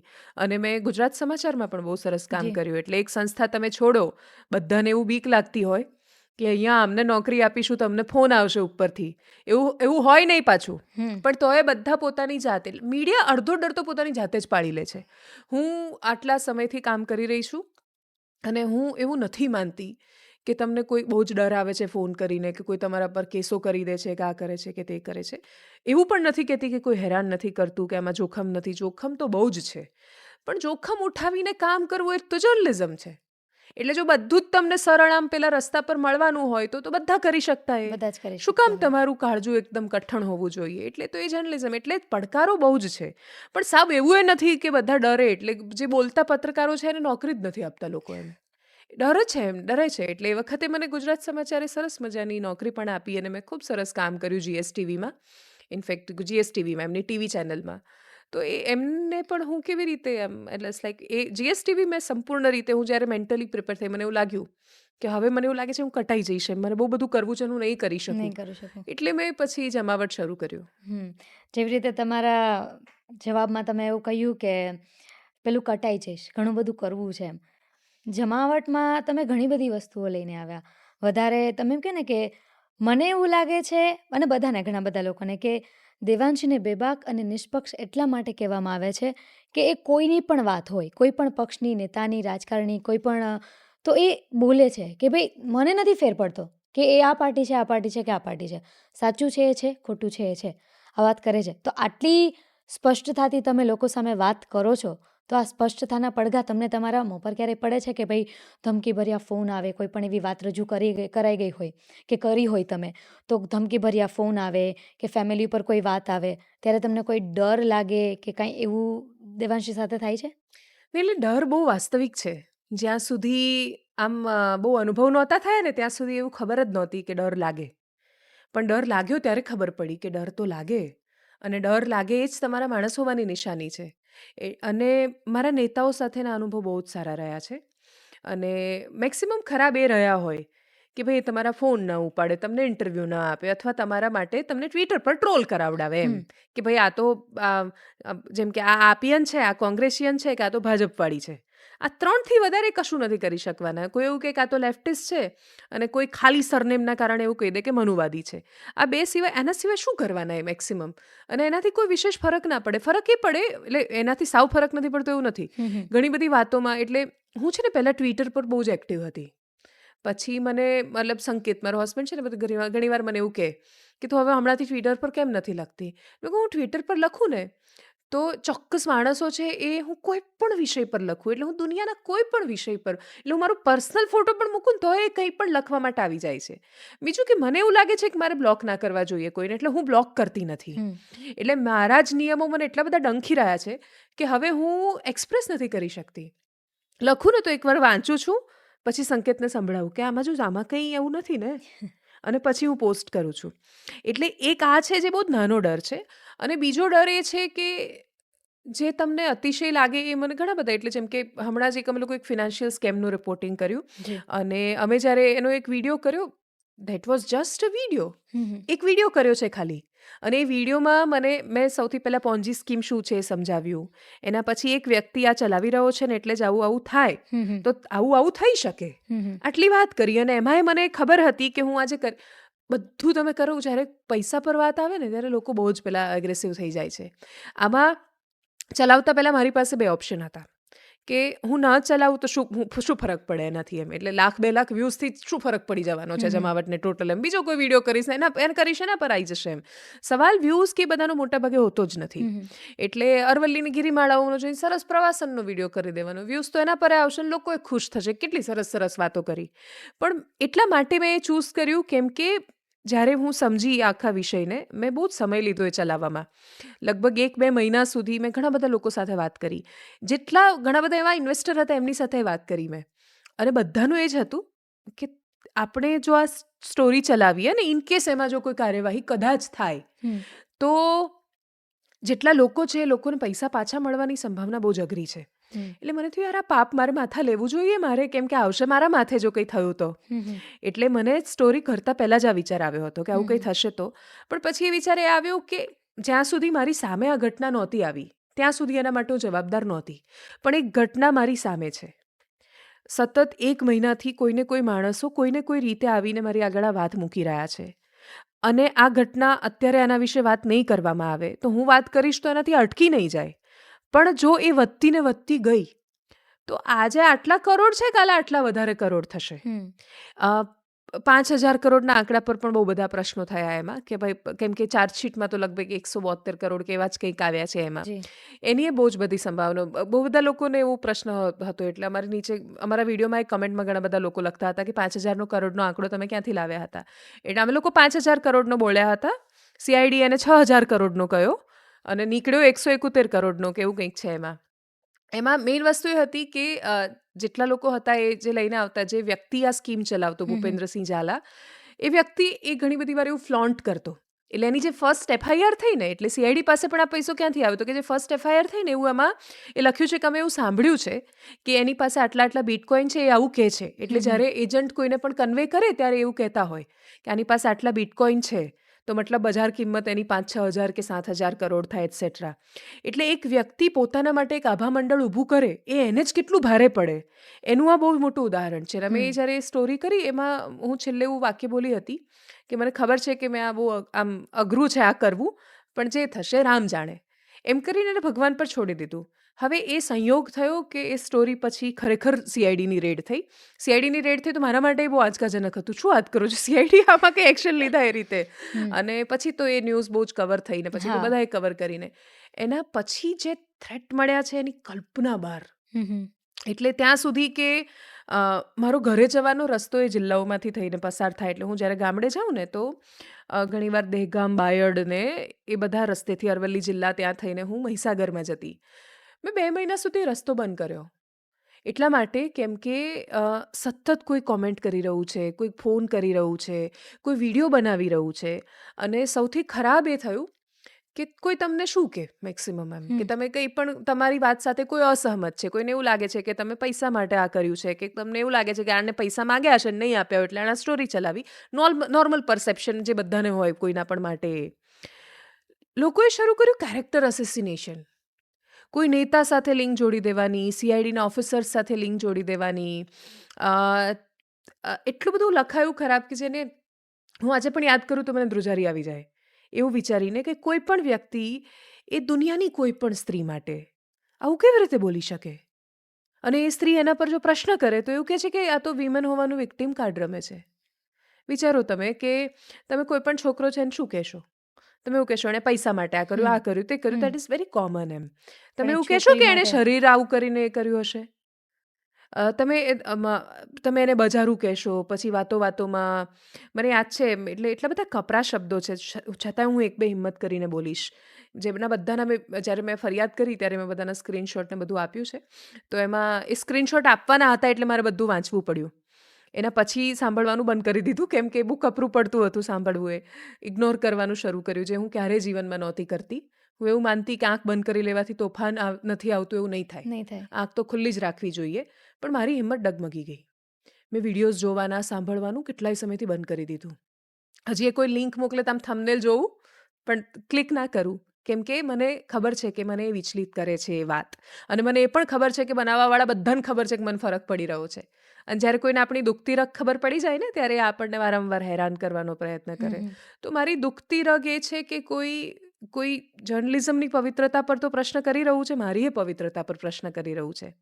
અને એનાથી એ ખરાબ વાત એ છે કે મારાથી સૌથી વધારે ફરિયાદ એ છે કે મને ફરક પડે છે. એટલે મેં એક વિડીયોમાં કોઈ કમેન્ટમાં લખ્યું, અને પછી એ જે વિડીયો બનાવવાવાળા માણસ છે ને એવું બોલ્યા એમ કે વેશ્યા કો ચાહને વાલે. પછી એવું લખ્યું કે આના ઘરવાળાને ખબર ના પડે ને એટલે બીજાના નંબર એણે બધા બદલીને રાખ્યા હશે ના ને તે. અને આ બધા વિડીયોઝ પોલીસને આપવા માટે મારો હસબન્ડ રેકોર્ડ કરતો હતો. એ આ બધું સાંભળી રહ્યો હતો. સૌથી ખરાબ એ હતું. એટલે હું વિચલિત ક્યાં થઈ? મેં પહેલી વાર જ્યારે એ બધા વિડીયોઝને બધું જોયું ને કે બધું કંઈ આવું બધો ટ્રેન્ડ ચાલી રહ્યો છે, તો મેં ફરક નહોતો પડ્યો. મને એવું હતું કે હું કોઈને કોઈ રીતે સંભાળી લઈશ મારી જાતને. હું ઘરે પહોંચી ને તો મારું નેટિવ ત્યાં છે, એટલે મારા ફેમિલી ગ્રુપમાં એ વિડીયો આવ્યો હતો. અને મારું ફેમિલી છે ને એ ઉકળી ગયું અંદરથી એ સાંભળીને. બધાનું પેલું ક્વિક રિએક્શન હોય ને કે હમણાં જ આપણે પહોંચી જઈએ, ના કરી દઈએ ને તે કરી દઈએ. એટલે મેં કહ્યું કે મને ભરોસો છે કાયદા પર. મને એવું લાગે છે કે હું પણ જો એ રીતે પેલા ભીડ તંત્રની જેમ કે લોકોને ઉકસાવવા પર કે સામે વિડીયો બનાવવા પર કે બધા પર જઈશ, તો હું પણ એ જ કરી રહી છું જે મારે ન કરવું જોઈએ. પણ મેં છે ને જ્યારે મારા સાસુને, જેઠને, જેઠાણીને, અમે જોઈન્ટ ફેમિલીમાં રહીએ છીએ, અને સામે મારા બાળકોએ બેઠેલા હતા, ને ઓબ્વિયસલી કોઈ એટલું કોન્શિયસ ન હોય આવું ઘટના જ્યારે જોતું હોય કોણ સાંભળી રહ્યું છે ને કોણ નહીં. એ બધાને જ્યારે સાથે વિડીયો જોયા ને, હું જ્યારે ઘરે પહોંચી ત્યારે, અને જેટલે હું જેવી પહોંચી ને એટલે એમણે અવાજ બંધ કરી દીધો, આ ટીવી ઓફ કરી દીધી. યુટ્યુબમાં જોઈ રહ્યા હતા એ. અને પછી એવું ખાલી કહીને ગયા કે ચિંતા ના કરતી, હા આપણે જોઈ લઈશું એમ. પણ મને બહુ ખરાબ લાગ્યું કે એવું ક્યારેય મારા ઘરમાં નહોતું થયું કે હું જાઉં ને કોઈ ટીવી બંધ કરી દેવી પડે, હું જાઉં ને કોઈ આ કરવું પડે. એટલે I belong to a very strong family. એટલે હું મારા પરિવાર તરફથી પણ હું ખૂબ અતિશય સશક્ત વાતાવરણમાંથી આવું છું. એટલે હું એટલી બધા સશક્ત વાતાવરણમાંથી આવું છું કે હું જે છું એ તો એનો 10મા ભાગનો હિસ્સો નથી. એટલું સ્ટ્રોંગ ફેમિલી છે મારા મમ્મી પપ્પાનું. મને સદનસીબે એટલું સારું આ પરિવાર પણ મળ્યો છે કે મારે ક્યારેય આ બધી વાતોથી કોઈ મને શંકાથી જોશે એ શબ્દ જ નથી આવતો. પણ છતાંય એ પ્રશ્ન થયો, અને ત્યારે મને પહેલી વાર એ રિયલાઇઝ થયું કે યાર ડર તો વાસ્તવિક હોય છે. કોઈ બોલે ને તમને રડવું આવે, કોઈ બોલે ને તમને એવું લાગે કે કશુંક છે કે જે તમારી અંદર આમ ચીસો પાડી રહ્યું છે ને તમે કશું જ નથી કરી શકતા, એ લાચારી છે. તમને જ્યારે સમાજનો એ સ્વભાવ દેખાય કે માણસોને જેવી પોતાના પૈસા પર આવે છે એટલે તમારા પર વરુની જેમ તૂટી પડે છે, એ જોયા વગર કે આ બધામાં મેં શું કર્યું? મારું તો કામ છે રિપોર્ટ કરવું, મારું કામ નથી એક્શન લેવું. આમાં હું કેવી રીતે જવાબદાર? પ્રશ્નો મારી સામે કેવી રીતે? અને છતાંય પછી મને સમજાયું કે મારે આ જ લોકો માટે તો કામ કરવાનું છે. એમને ક્યાં ખબર છે કે જે 171 કે 72 કે 200 જે પણ કરોડ પર રોકાયું છે, એ જો આજે અવાજ ન ઉઠ્યો હોત તો કેટલા કરોડ પર પહોંચતું. અને અત્યાર સુધી એક પણ પોન્જી સ્કીમ, એનો એક પણનો ઇતિહાસ એવો નથી કે જે છેલ્લે બ્રેક ના થઈ હોય. કેમ કે પિરામિડ સ્ટ્રક્ચર જ આખું આ કહે છે. બીજું કે આપણે ત્યાં એવું નથી, બિઝનેસીસ બધા લોકો પાસેથી લઈને જ કરે છે, પણ એના માટે સેબી છે. એટલે હું સેબી પાસે જઈશ, હું લિસ્ટ કરીશ મારી કંપનીને, અને હું આઈપીઓ લઈને આવીશ. એટલા માટે વચ્ચે એક સંસ્થા છે, કેમ કે એટલે આટલા મોટા દેશના ઉદ્યોગપતિને, અદાણીને પણ પૈસા જોઈએ તો ગૌતમ અદાણી પણ આઈપીઓ લાવે છે. એવું નથી કહેતા કે લાવો એમ, રિટર્ન તો આપે છે ને. આઈપીઓ કેટલા બધા આપે છે, 100% રિટર્ન આપે છે. 3 દિવસમાં પૈસા ડબલ થાય છે ને આઈપીઓમાં તો. પણ વચ્ચે સેબી છે. બસ નીતિ નિયમ હોવા જોઈએ, અને નીતિ નિયમ નથી એના પર કોઈ પ્રશ્ન કરે છે તો એ ચોર નથી. આટલું સમજાવવું એ મને એવું લાગ્યું કે મારા જીવનની એટલી મોટી અઘરો સમય રહ્યો કે એના પછી જે હમણાં પેલું સોનું પકડાયું ને એક ફ્લેટમાંથી બહુ જ બધું અમદાવાદમાં, એ સ્ટોરી મારી પાસે 1 મહિના પહેલાંથી હતી. એટલે એના પછી મતલબ મારી પાસે બહુ જ બધી સાબિતી સાથે કે એ લોકો શેર માર્કેટમાં કેવી રીતે ફ્રોડ કર્યું છે ને બધું મારી પાસે આપીને ગયા હતા. આખી ડિટેલ સાથે સ્ટોરી હતી. મેં ડરમાં એ સ્ટોરી ના કરી. મેં એવું માનીને કે યાર હું એક આમાંથી બહાર નથી આવી, એક સ્ટોરી કરીને એમાં લોકો આટલું તૂટી પડ્યા છે, આ બીજી સ્ટોરી છે ને એમાં ખબર નહીં કોના કેટલા પૈસા હશે ને કયા માણસોના હશે. એ જ્યારે ફરી એના પછી એના રેડ પડીને દરોડા થયા ત્યારે મને સમજાયું કે હું ગીતા ગમે તેટલી વાંચી મેં સમજી નહીં ને ઉતારી નહીં જીવનમાં, હું એ ભૂલી ગઈ કે સવાલ તો છે ને શ્રી કૃષ્ણને પણ કર્યા હતા ગાંધારીએ કે તમારા લીધે મહાભારત થયું ને તમે બધાને મારી નાખ્યા ના ને તે. એટલે મને એવું લાગે છે કે જીવન તમને કોઈક ને કોઈક વાતોનું નિમિત્ત બનાવે છે. તમારે પોતાને જવાબ આપવાનો છે કે તમે સાચા છો, તમે આ કોઈ ડર કે લાલચ માટે કર્યું છે. જવાબ જો બધાનો ના આવે છે તો બસ દેટ્સ ઇનફ. હું આ બોલી રહી છું તોય મને લાગુ કરતા નથી આવડતું હજી પૂરું. બસ ખાલી એટલું ખબર છે કે આવું કંઈક છે, એટલે થિયરી ખબર છે. પ્રેક્ટિકલી હજી હું એ બહુ સારી રીતે નથી કરી શકતી, પણ અગેઇન બદલાવની જેમ મને ભરોસો છે કે એક દિવસ હું સમજી શકીશ કે મારું કામ નિમિત્ત બનવાનું હતું. બહુ તમારા જવાબ સાંભળીને બહુ મજા આવે, પણ એમાંથી એટલા મને ઘણા બધા પ્રશ્ન થાય. તમારી વાતમાં તમે એમ કહ્યું કે એક કમેન્ટ્સ જે આવી હતી કે જે વાંચી ન શકાય, ફેમિલી પણ ના સાંભળી શકે, તો છેવટે તો લોકો એવું જ કર્યું ને કે ભલે દેવાંશી કાંઈ પણ કરતી પણ છેલ્લે તો એને એક એવી જ જગ્યાએ ઊભી રાખી દીધી ને જ્યાં એને પણ ક્યાંક શરમાવવું પડે કમેન્ટ્સ વાંચીને. તો આ એ જ લોકો છે કે આજે તમે એવું કહ્યું કે બદલાવ આવ્યો, કે આજે બે છોકરી કાજલ કે દેવાંશી મળીને આવી ચર્ચા કરે છે, વાત કરે છે કે પત્રકારત્વ ક્યાં છે, એક છોકરી કેટલી આગળ વધી છે, કે કેટલું કામ કરે છે, ફેમિલી આટલી સપોર્ટમાં છે. પણ એ દેવાંશીમાં હિંમત હતી. અગેન હું કહીશ આ સેમ વાત કે દેવાંશીમાં એટલી હિંમત છે, એનું ફેમિલી સ્ટ્રોંગ છે, એનામાં એટલી હિંમત છે, એને ગીતા વાંચી છે, એને ખબર છે ગાંધારી અને કૃષ્ણ વચ્ચેનો સંવાદ.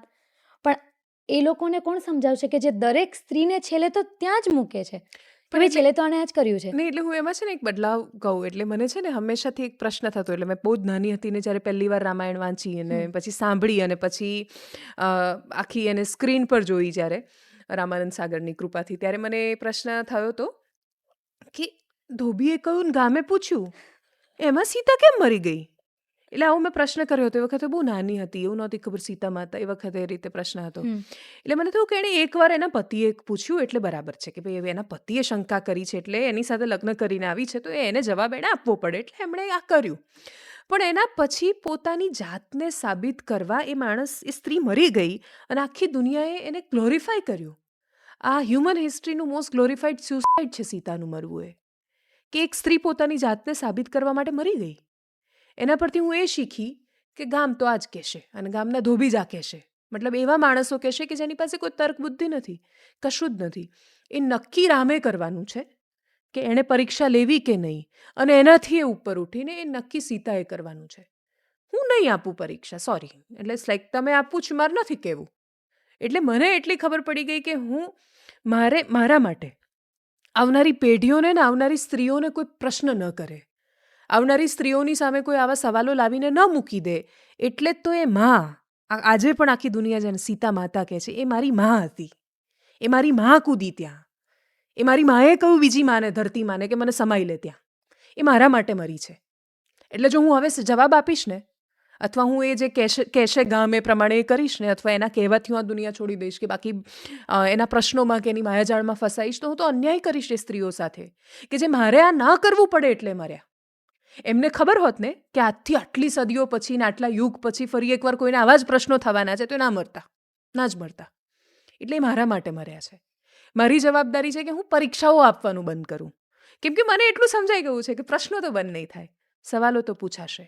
એ મારા પર છે, મારે નથી આપવા જવાબ. બસ એમ કે અચ્છા તમને એવું લાગે છે, એટલે મેં જે પેલા બધા ગામ આખી સભાએ ભેગા થઈને કહું ને કે તમને એવું લાગે છે કે આ લવકુશ તમારા છે, એની શું ગેરંટી? મારે નથી આપવી સાબિતી, એટલે નહીં આપું. મને ખબર છે એ મારા છે, મને ખબર છે એ કોના છે, વાત પતી ગઈ ત્યાં. એટલે બસ એટલો ફરક છે એમ કે એ પ્રશ્ન પૂછવાની સંખ્યા એ વખતે બધાએ નહોતા પૂછ્યા. એ વખતે પણ તો ગ્લોરીફાય કરવાવાળા માણસો હતા, એટલે તો એમણે સીતા પર ગીતો લખ્યા, સીતાના ચરિત્ર પર લખ્યું. એટલે આપણી 5 જે સતીઓ છે, અહલ્યા, સીતા, તારા, દ્રૌપદી, મંદોદરી, તો આ 5ના ચરિત્રો શું કામ સતીની જેમ મૂક્યા? કે જેથી સમાજ યાદ રાખે કે તમારે પરીક્ષા નથી લેવાની, તમારે અહલ્યાને પથ્થર નથી બનાવવાની, તમારે દ્રૌપદીનું ચીરહરણ નથી કરવાનું, તમારે તારાને કશું નથી કહેવાનું. તો આ બધા ચરિત્રો મારી સામે એટલે મૂક્યા, આખી દુનિયા સામે એટલે મૂક્યા કે જેથી સમાજે યાદ રાખવાનું છે કે આ સ્ત્રીઓની સાથે કાળે, સમયે અન્યાય કર્યો છે. અને સમય અને કાળ, સમાજ જ્યારે અન્યાય કરે છે ત્યારે અન્યાયમાંથી સૂદ લેવાનું છે કે તમારે ફરીથી કોઈની સાથે અન્યાય નથી કરવાનો. જો સમયને કાળ એમાંથી સૂદ નથી લેતા તો મને એવું લાગે છે કે એ જવાબદારી એ સ્ત્રીઓની બને છે કે એ બોજમાંથી મુક્ત થઈ જાય, કે એણે સાબિત કરવાનું છે કોઈને. એટલે મને એવું લાગે છે કે હું જે વિચલિત થઈ ને એ મારી અંદરની સીતા છે કે મારી અંદરની અહલ્યા છે કે મારી અંદરની દ્રૌપદી છે, જે મારામાં હજી એ ભાર રૂપે છે, એ મારી માનું પેલું શીખવાડેલું છે, એનું સિંચન છે, એ વાર્તાઓ છે, જે મારા મનમાં હજી રાજ કરી રહી છે. અને મને એવું કહે છે કે અરે યાર, આણે આવું કહી દીધું, મતલબ આ તો કેવું કહી દીધું મને એમ. એટલે મને રડવું આવી જાય છે. એ મારી નિર્બળતા છે અને એ મારી બહુ અંગત લડાઈ છે, મારી નિર્બળતાઓ સામે લડીને પાર આવવાની. હું દુનિયાને નહીં બદલી શકું, પણ હું જાતને તો બદલી શકીશ. 100% જેવી રીતે દુનિયા નથી જ બદલવાની, જેવી થોભી જ રહેવાના છે, જે પોતાની બુદ્ધિ પ્રમાણે જે ઘણા લોકો બોલવાના છે. પણ તમારા જ 1-2 વિડીયોઝમાં મેં જોયું હતું અને ઘણા બધા એવા સમાચાર, ન્યૂઝ આવતા હોય કે એક સ્ત્રી માટે જે કેવું કે છોકરી માટે સ્ટ્રોંગ થવાનું, ત્યારે તમે એક લખ્યું હતું કે એક નાની 2.5 વર્ષની બાળકી પર જ્યારે રેપ કેસ થાય છે, જે કેજીની, ત્યારે તમે એમ લખ્યું હતું કે એને તો કેમ સમજાવું કે દ્રૌપદી અબ અસ્ત્ર ઉઠા લો, ગોવિંદ ના આએંગે. તો ત્યારે એવી વાત પર આવે કે ત્યારે એને કેવી રીતે સમજાવું? તો એવા ઘણા બધા કેસીસ છે કે રેપ કેસીસ છે, એમાં કોઈ નિવેદન જ નથી આવતા. ત્યારે આ ટાઈમે એવા કાયદા કે એમાં તમને કોઈ એવું લાગે છે કે હવે કોઈ એવા ચેન્જીસ આવવા જોઈએ કે ભાઈ પેલું કહે ને ચટમંગની પટબિયા, જેવું કારણ મળ્યું ફટાફટ એને તારણ આપી દો કે ભાઈ આ થયું છે? તો વડોદરાનો જે કેસ છે કે નહીં, ભાઈ એટલે આવી વ્યવસ્થા ઉપર મને એટલે ભરોસો નથી, કેમ કે આપણે ત્યાં સમાજ ત્યાં સુધી કરપ્ટ છે કે આપણે જેમ એક્સિડન્ટ થાય, રાજકોટમાં અકસ્માત થાય ને પછી ડ્રાઈવર બદલાઈ જાય અને એ રીતે આપણે ત્યાં રિપોર્ટ પણ બદલાઈ જાય. બિલીવ મી કાજલ, કે જો આપણે ત્યાં એવા નિયમો હોય ને કે રાતોરાત સજા થઈ જવાની છે અને પોલીસ કોઈ ઇન્વેસ્ટિગેશન નહીં કરે અને તરત ન્યાય કરી દેવાનો છે, તો આપણને ક્યારેય ન્યાય જ નહીં થાય આપણી સાથે. એટલા માટે, કેમ કે હજી તો એ અપરાધ સાબિત થાય અને એની પહેલાં એ વચ્ચેની જે પ્રક્રિયા છે, કેમ કે લાઈવ રેપ તો થતા નથી, કોઈ જોઈ રહ્યું છે ત્યારે તો કશું થતું જ નથી. એટલે એ જે જગ્યાએ થાય છે ત્યાં રેપિસ્ટો બદલાઈ જશે આપણે ત્યાં. એટલે આપણને આપણી વ્યવસ્થાઓ સામે જ્યારે બહુ જ ફરિયાદો હોય છે, ત્યારે એનું પરિણામ એ હોય છે કે આપણને એના પરથી ભરોસો ઉઠી જાય છે. આપણું કામ એના પરથી ભરોસો હટાવીને આખી વ્યવસ્થાઓ બદલવાનું નથી, એ વ્યવસ્થાઓને મજબૂર કરવાનું છે કે તમે અમારો ભરોસો કાયમ તો જો રાખો. આ વ્યવસ્થા મજબૂર નથી થતી એના માટે ના, જવાબદાર એ થાય છે કોણ છે? અને થઈ રહી છે. એનું કારણ રેપ છે ને, એ એટલો બધો વિશાળ વિષય છે અને એમાં મારું બહુ સ્પષ્ટ માનવું છે કે સરકાર કે સજા આમાં બદલાવ માત્ર નહીં લાવી શકે. આપણે તો નિર્ભયાના રેપને ફાંસીએ ચડતા જોયા, મરી ગયા હોય એ લોકો નથી આ દુનિયામાં. અને એક જે જુવેનાઇલ હતો એ પણ અતિશય ખરાબ હાલતમાં છે. એટલે એકવાર તમે જેલમાં કોઈ પણ જગ્યાએ જશો એટલે પૈસાવાળા જેલમાં જાય છે, એ જેલમાં એમને જે ટ્રીટમેન્ટ મળે છે એ, અને એક નોર્મલ માણસ કે જેની પાસે ખૂબ પૈસા નથી એ જેલમાં જાય છે અને એને જે ટ્રીટમેન્ટ મળે છે. રેપ છે એ આ સમાજનું સ્ત્રીઓને જોવાનું માનસ છે અને એ એટલી ઊંડી મૂળમાં ઉતરેલી સમસ્યા છે કે એનો બદલાવ ઘરથી જ આવશે. એટલે મેં એક ઘટના પછી એક આર્ટિકલ લખ્યો હતો, એમાં લખ્યું હતું કે હવે એ દરેક માની ફરજ છે કે એ છોકરો થોડો સમજાણો થાય ને એટલે આમ ટી શર્ટ ઊંચી કરીને પેલો પેટનો ચીરો બતાવે, ઘા. એટલે મારી ફરજ છે કે હું ઘા બતાવીને મારા છોકરાને કહું કે જો આ પેટ ચીરીને પેદા કર્યો છે મેં તને, રેપિસ્ટ બનવા પેદા નથી કર્યો. સંરક્ષક નથી બનવાનું, એમ તું રક્ષા કરજે એને બધું કરજે એમ, એટલે તારી આંખો સામે જરૂર પડે ત્યારે તું રક્ષા કરજે. પણ આમાં કેવું છે, હું જ્યારે એવું કહું છું ને કે તું રક્ષક છે ને તારે બધાને બચાવવાના છે, ત્યારે એની અંદર એક પેલો ભાવ આવી જાય છે કે અચ્છા તો આ બહુ નબળી છે, મારે એની રક્ષા કરવાની છે. પછી રક્ષક ક્યારે ભક્ષક બની જાય છે ખબર નથી પડતી. એણે એની સાથે એટલું જ વર્તન કરવાનું છે જેવું વર્તનની એ અપેક્ષા રાખી રહ્યો છે પોતાની સાથે થાય. એટલે માત્ર એટલું વર્તન. કેમ કે રેપ આંકડા બહુ જ ઓછા છે અને અનફોર્ચ્યુનેટલી આજથી 50-70 વર્ષ પછી કે તમારા કે મારા બાળકો જ્યારે ચર્ચા કરતા હશે, જો તો એ ચર્ચા કરતા હશે પુરુષો પર થતા રેપની. રેપ છે, એ વિકૃતિનું સ્વરૂપ છે અને બહુ જ ઓછા અંશે પુરુષો પણ શિકાર બને છે. છોકરાઓની સાથે ખોટું થાય છે. છોકરાઓની જિંદગી રેપ સાથે પૂરી નથી થઈ જતી, છોકરીઓની પૂરી થઈ જાય છે. જો છોકરી રેપ પછી જીવતી હોય તો કોર્ટમાં એને પોતાનું ચરિત્ર સાબિત કરવું પડે છે. એ મરી જાય તો જ ન્યાય મળે એને. જો એ જીવતી રહી ગઈ તો એ વેશ્યા છે. જો એ જીવતી રહી ગઈ તો એ કેરેક્ટરલેસ છે. જો એ જીવતી રહી ગઈ તો એણે એના બ્રેસ્ટ છે આમ થોડું ડીપ નેક પહેરીને બતાવ્યા હશે કોઈકને, એટલે કોઈકને એણે લલચાયો હશે. જો એ જીવતી રહી ગઈ તો ન્યાય મળ્યો એને? કેટલા કેસમાં જીવતી છોકરીઓને ન્યાય મળ્યા અથવા એના પર પ્રશ્નો ના થયા? કેટલા બધું એનું થયું. વ્યવસ્થા જ આખી એવી છે. મને એવું લાગે છે જે જીવતી રહી ગયા છે એને બેક સ્ટેપ કરી લીધું છે કે મારે આમાં નથી કઈ જવું, એટલે પછી કહ્યું કે જો કોમ્પ્રોમાઇઝ કરી લીધું આની બહાર એમ. એટલે આ છે ને વ્યવસ્થા સમજવી બહુ જ કપરી છે, પણ એના કારણે આપણે એને ઇન્સ્ટન્ટ ન્યાયમાં જઈશું તો ડ્રાઈવરની જેમ બદલાશે, કયો માણસ મરશે અને હવસખોરો સમાજમાં ફરતા હશે. એનો ઉપાય એ નથી, પણ એનો ઉપાય બહુ જ સરળ એ છે કે હું ઘરથી શરૂઆત કરું એને. અને કેટલા બધા કારણો છે એના. એ એવું કન્ટેન્ટ સતત જોઈ રહ્યો છે જે એને પ્રોવોક કરી રહ્યું છે. એ જ્યારે એકલો માણસ છે, એ એના ઘરથી દૂર આવેલો છે, એની અંદર સ્વાભાવિક રીતે હોર્મોન્સ રિલીઝ થાય છે જે એને સેક્સ માટે પ્રોવોક કરે છે. અને એવા સમયે એને કોઈ પણ એ છોકરી મળે છે ત્યારે એનો એ નબળો સમય બની જાય છે. એ નબળા સમયમાં, એ વિકૃતિમાં, એ આવેગોમાં એ કશુંક કરી લે છે. અને એ ક્યારેય એની ભૂલ નથી, એ અપરાધ છે બહુ જ મોટો. પણ સમાજ એવું માને છે, બહુ જ મોટો હિસ્સો એનો એવું માને છે કે હા, એ તો કોઈ દેખ લિયા થા ઓર યે હો ગયા, ગલતી હો ગઈ. નેતાઓના એવા સ્ટેટમેન્ટ આપણે ત્યાં આવેલા, છોકરાઓ જી ભૂલ થઈ જાય. જી તો એનો મતલબ એ છે કે આપણે અને સામાજિક પ્રોબ્લેમની જેમ વધારે એડ્રેસ કરવાની જરૂર છે.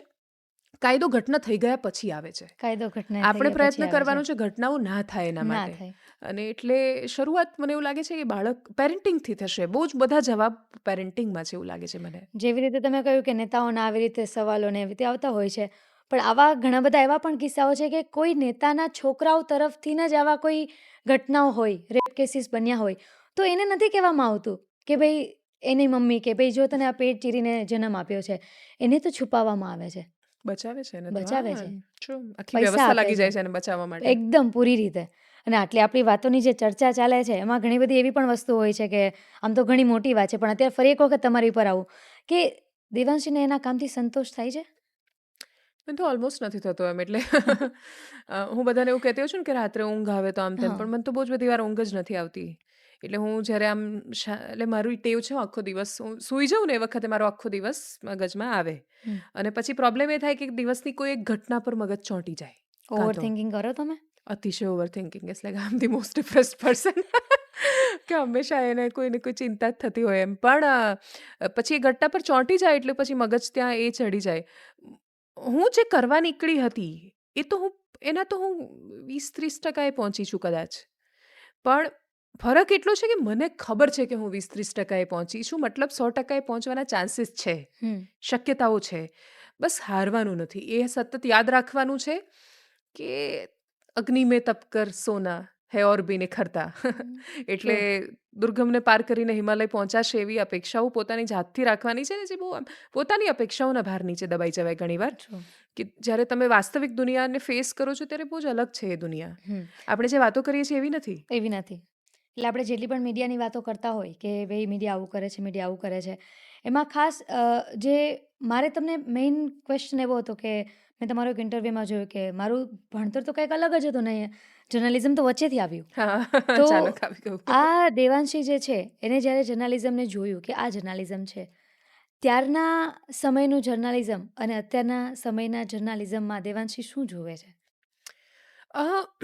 મને જર્નલિઝમ માટે હું એવું માનું છું કે એની ફોર્મલ સ્ટડી મદદ બહુ કરે છે તમને. હમ. એટલે હું ભણી છું, પોસ્ટ ગ્રેજ્યુએશન મેં માસ કમ્યુનિકેશન એન્ડ જર્નલિઝમમાં કર્યું. એટલે મને ખબર છે કે જર્નલિઝમની બધી થિયરીઝ વાંચ્યા પછી, એ જાણ્યા પછી, જોયા પછી આપણને એ સમજાય છે કે જર્નલિઝમ તો તમે લોકોની વચ્ચે જઈને જ શીખી શકો. એટલે પત્રકારત્વ તમને ત્યાં તમારી ફોર્મલ સ્ટડી તમને બહુ બધા દ્રષ્ટિકોણથી મદદ કરે. હમ.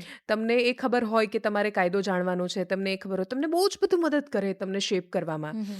અને એટલે હું ફોર્મલ એજ્યુકેશનની વિરોધી નથી જર્નલિઝમમાં, હું એની એકદમ ફેવરમાં છું. મને ખૂબ ગમે કોઈ જર્નલિઝમ ભણેલા છોકરાઓ મારે ત્યાં આવે તો હું પ્રિફર પણ એમને કરું. પણ એકલું જર્નલિઝમ ભણવાથી જર્નલિસ્ટ નથી બનાતું. નથી બનાતું.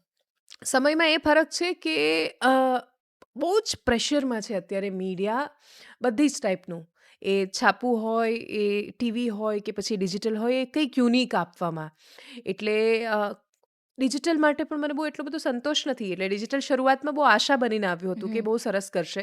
પણ ટીવી પર જેમ ટીઆરપીનું પ્રેશર છે એમ ડિજિટલ પર વ્યૂઝનું અને ક્લિકનું પ્રેશર છે. ટ્રુ. એટલે પેલા લોકો જેમ કંઈ પણ હેડલાઇન આપી દે છે, કંઈ હોય કે ના હોય ન્યૂઝમાં, એમ અહીંયા કંઈ પણ થંબનેલ હોય છે. એટલે થંબનેલને અને ઘટનાને કાં તો લેવા દેવા જ ન હોય, પણ પેલું એક ક્લિક થઈ જશે, એક ક્લિક મળશે એના દબાણમાં. અને બીજું કે તમે જ્યારે જુઓ છો આજુબાજુના, એટલે ઘણા બધા એવા સમાચાર છે કે જે મને એવું લાગે એ હું સૌથી છેલ્લે લઉં. કાં તો મેં નક્કી કર્યું હોય સવારથી કે ના, આ તો નથી જ ચલાવવું, આ શું આખો દિવસ આ ચલાવ્યા કરવાનું આમ. એટલે પછી બપોર સુધી ન ચલાવો, સાંજે પછી તમે જ્યારે એનાલિટિક્સ જુઓ યુટ્યુબમાં, એટલે પછી તમે એવું પૂછો તમારી ટીમને કે શું થયું, કેમ આજે આટલા વ્યૂઝ ડાઉન છે? તો એવું કહે છે, યાર બધા જોઈ રહ્યા છે બેન ને તમે આ ચલાવવા નથી દેતા. પછી હું કહું સારું, કંઈ નહીં, ચલાવી દો, થોડું ઓછું ચલાવજો પણ ચલાવજો.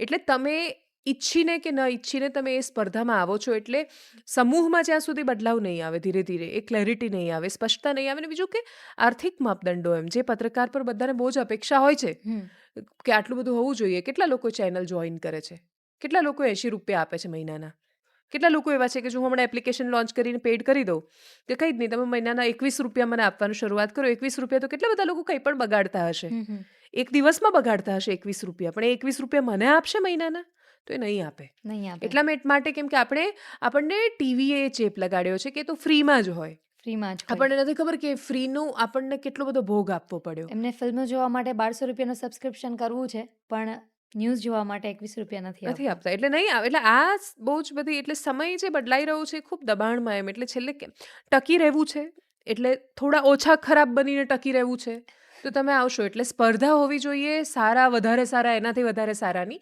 સ્પર્ધા છે ખરાબ ઓછા ખરાબ એટલે હું એવું માનું છું કે હું થોડી ઓછી ખરાબ છું ખરાબ નથી તો કેવી રીતે હું આ દુનિયામાં હું છું જે કીચડમાં ઉતરેલી છું અને પ્રયત્ન કરું છું કે દરરોજ થોડી થોડી એમ બહાર આવીને આ બાજુ જાઉં જ્યારે શરૂ કર્યું ત્યારે મને ક્યાં કલ્પના હતી કે આ તો આટલું બધું અઘરું કામ છે ત્યારે તો એવું હતું કે આટલા બધા દર્શકો છે આટલું બધું કહી રહ્યા છે બધા કંઈક ને કંઈક તો આપશે ચેનલ ચાલી જશે પછી ખબર પડે કોઈ કશું નથી આપતું એટલે તમારે તમારી રીતે જ ટકી રહેવાનું છે તમારે તમારી રીતે ઇવન એડવર્ટાઇઝમેન્ટમાં મારે આ બહુ સમસ્યાઓ થાય કે તમે સમજો કે કોઈ મારી પાસે એટલે મારે આ શરૂઆતમાં મેં એ કામ છોડી દીધું હવે આત્માને હું એમાં પડતી જ નથી સંકેત એટલે જ સાથે છે હું એડવર્ટાઇઝરને એટલા બધા પ્રશ્નો કરતી એટલે મારે ત્યાં કોઈ એડવર્ટાઇઝર આવે ને એટલે એમને હું પૂછું કે તમારી પાસે આ સર્ટિફિકેટ છે તમે આ કર્યું છે એટલે પેલા લોકો એક ક્ષણ માટે એવું વિચારે કે અમે તમને એડવર્ટાઇઝ આપવા ઇન્ટરવ્યુ કરો છો.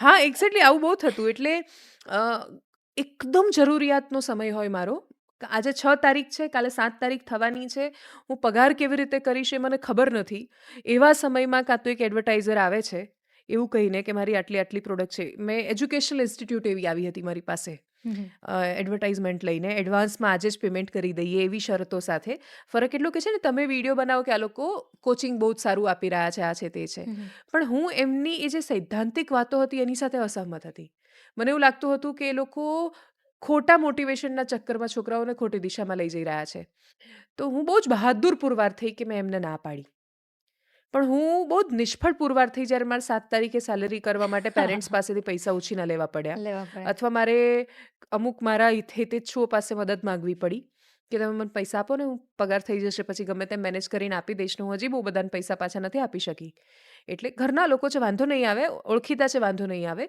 પણ એ વખતે મારે ચૂઝ કરવાનું છે ઓછું ખરાબ કે ભાઈ ઠીક છે હવે આમ હું એડવર્ટાઇઝ નહીં કરું તો થોડું બધું બદલાઈ જવાનું છે પણ તોય હું નહોતી કરી શકતી એવું એટલે અને હજી ઓલમોસ્ટ એવું નથી થતું પણ હવે કેવું છે હવે હું એ પ્રક્રિયામાંથી જ હટી ગઈ મેં મારી જાતને એમાંથી દૂર કરી દીધી કેમ કે મને એ સમજાઈ ગયું કે આ વાસ્તવિકતા અને આપણી વાતો એ બંનેમાં બહુ મોટું અંતર છે એટલે ટકી રહેવું હશે તો પછી તમે ધીરે ધીરે એટલે તમે ખતમ જ થઈ જશો સાવ તમે હશો જ નહીં તમે એ માધ્યમમાંથી જ બહાર ફેંકાયા હશો તો તમે થોડું એ સારું કેવી રીતે આપી શકશો એટલે જો જમાવટ જ બંધ થઈ જશે તો એ કેવી રીતે થોડું ઘણું પણ સારું આપશે અને બીજું તમે તો ખાસી વેરાયટી એટલે કોણ એક મહીસાગરના કે પછી પંચમહાલના શહેરના ગામડામાં જઈ ને આમ ખોદીને બતાવશે કે જુઓ પાઇપ જ નથી આ તો નળસે જળમાં કોણ એક શરીફા છે કચ્છની છોકરી બિપોરજોય સાયક્લોન વખતે અમારી ટીમ ગઈ જ્યારે તો એને પૂછ્યું એમ કે આ બધું વાતાવરણ વાવાઝોડું આમ તેને એણે એટલો સરસ જવાબ આપ્યો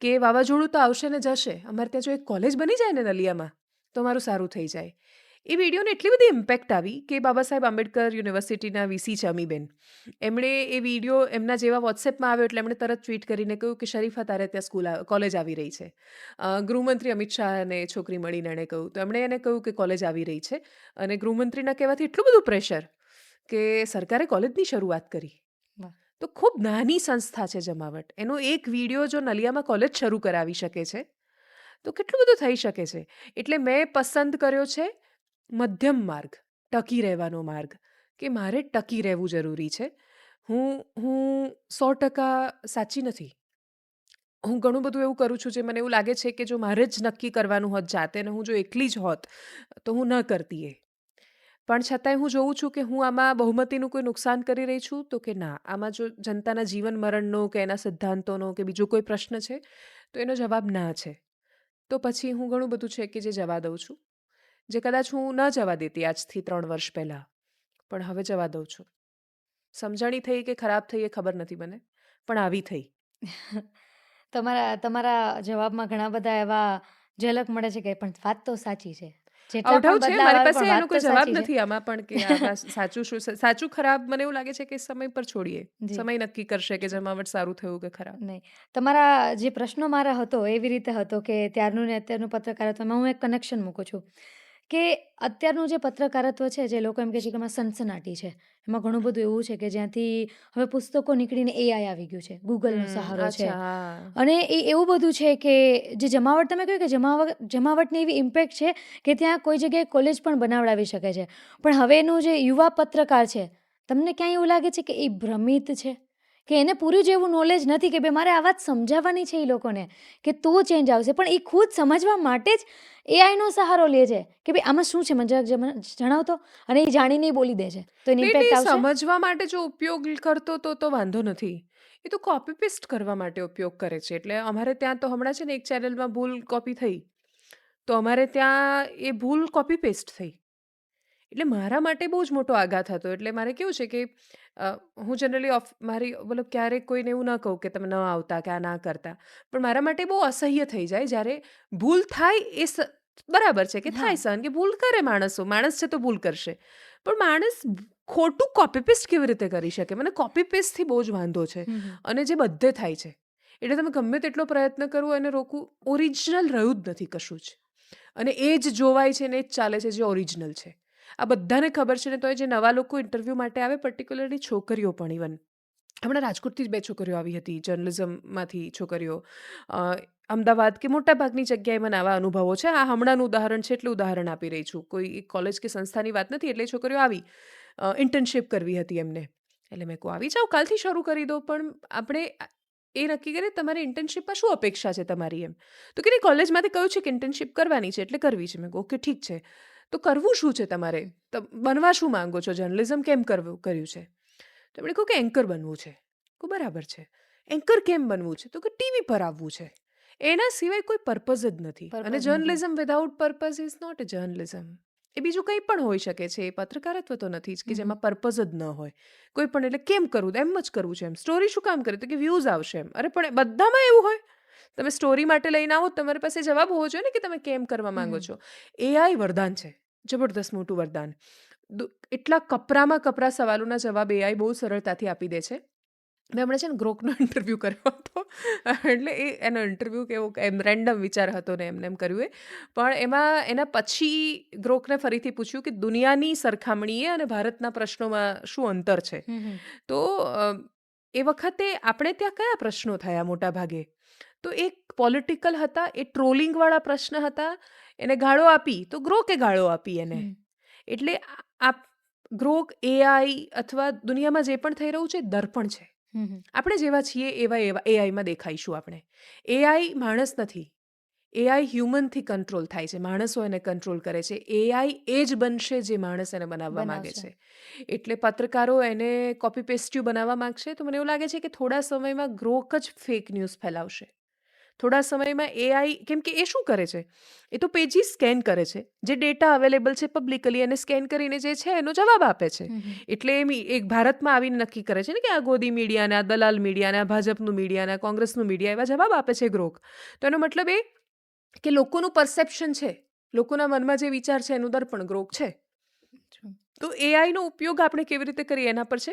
પહેલાં બહુ અઘરું હતું, બહુ જ કપરું હતું. એટલે હું એક શીલા ભટ્ટ કરીને બહુ જ અદ્ભુત જર્નલિસ્ટ છે. એટલે કાંતિ ભટ્ટના પત્ની, એટલે કાંતિ ભટ્ટના રૂમની એમણે જ્યારે વાત કરી, અથવા હું શીલા ભટ્ટના ઘરે ગઈ તો એમના રૂમમાં એટલા બધા પુસ્તકો છે.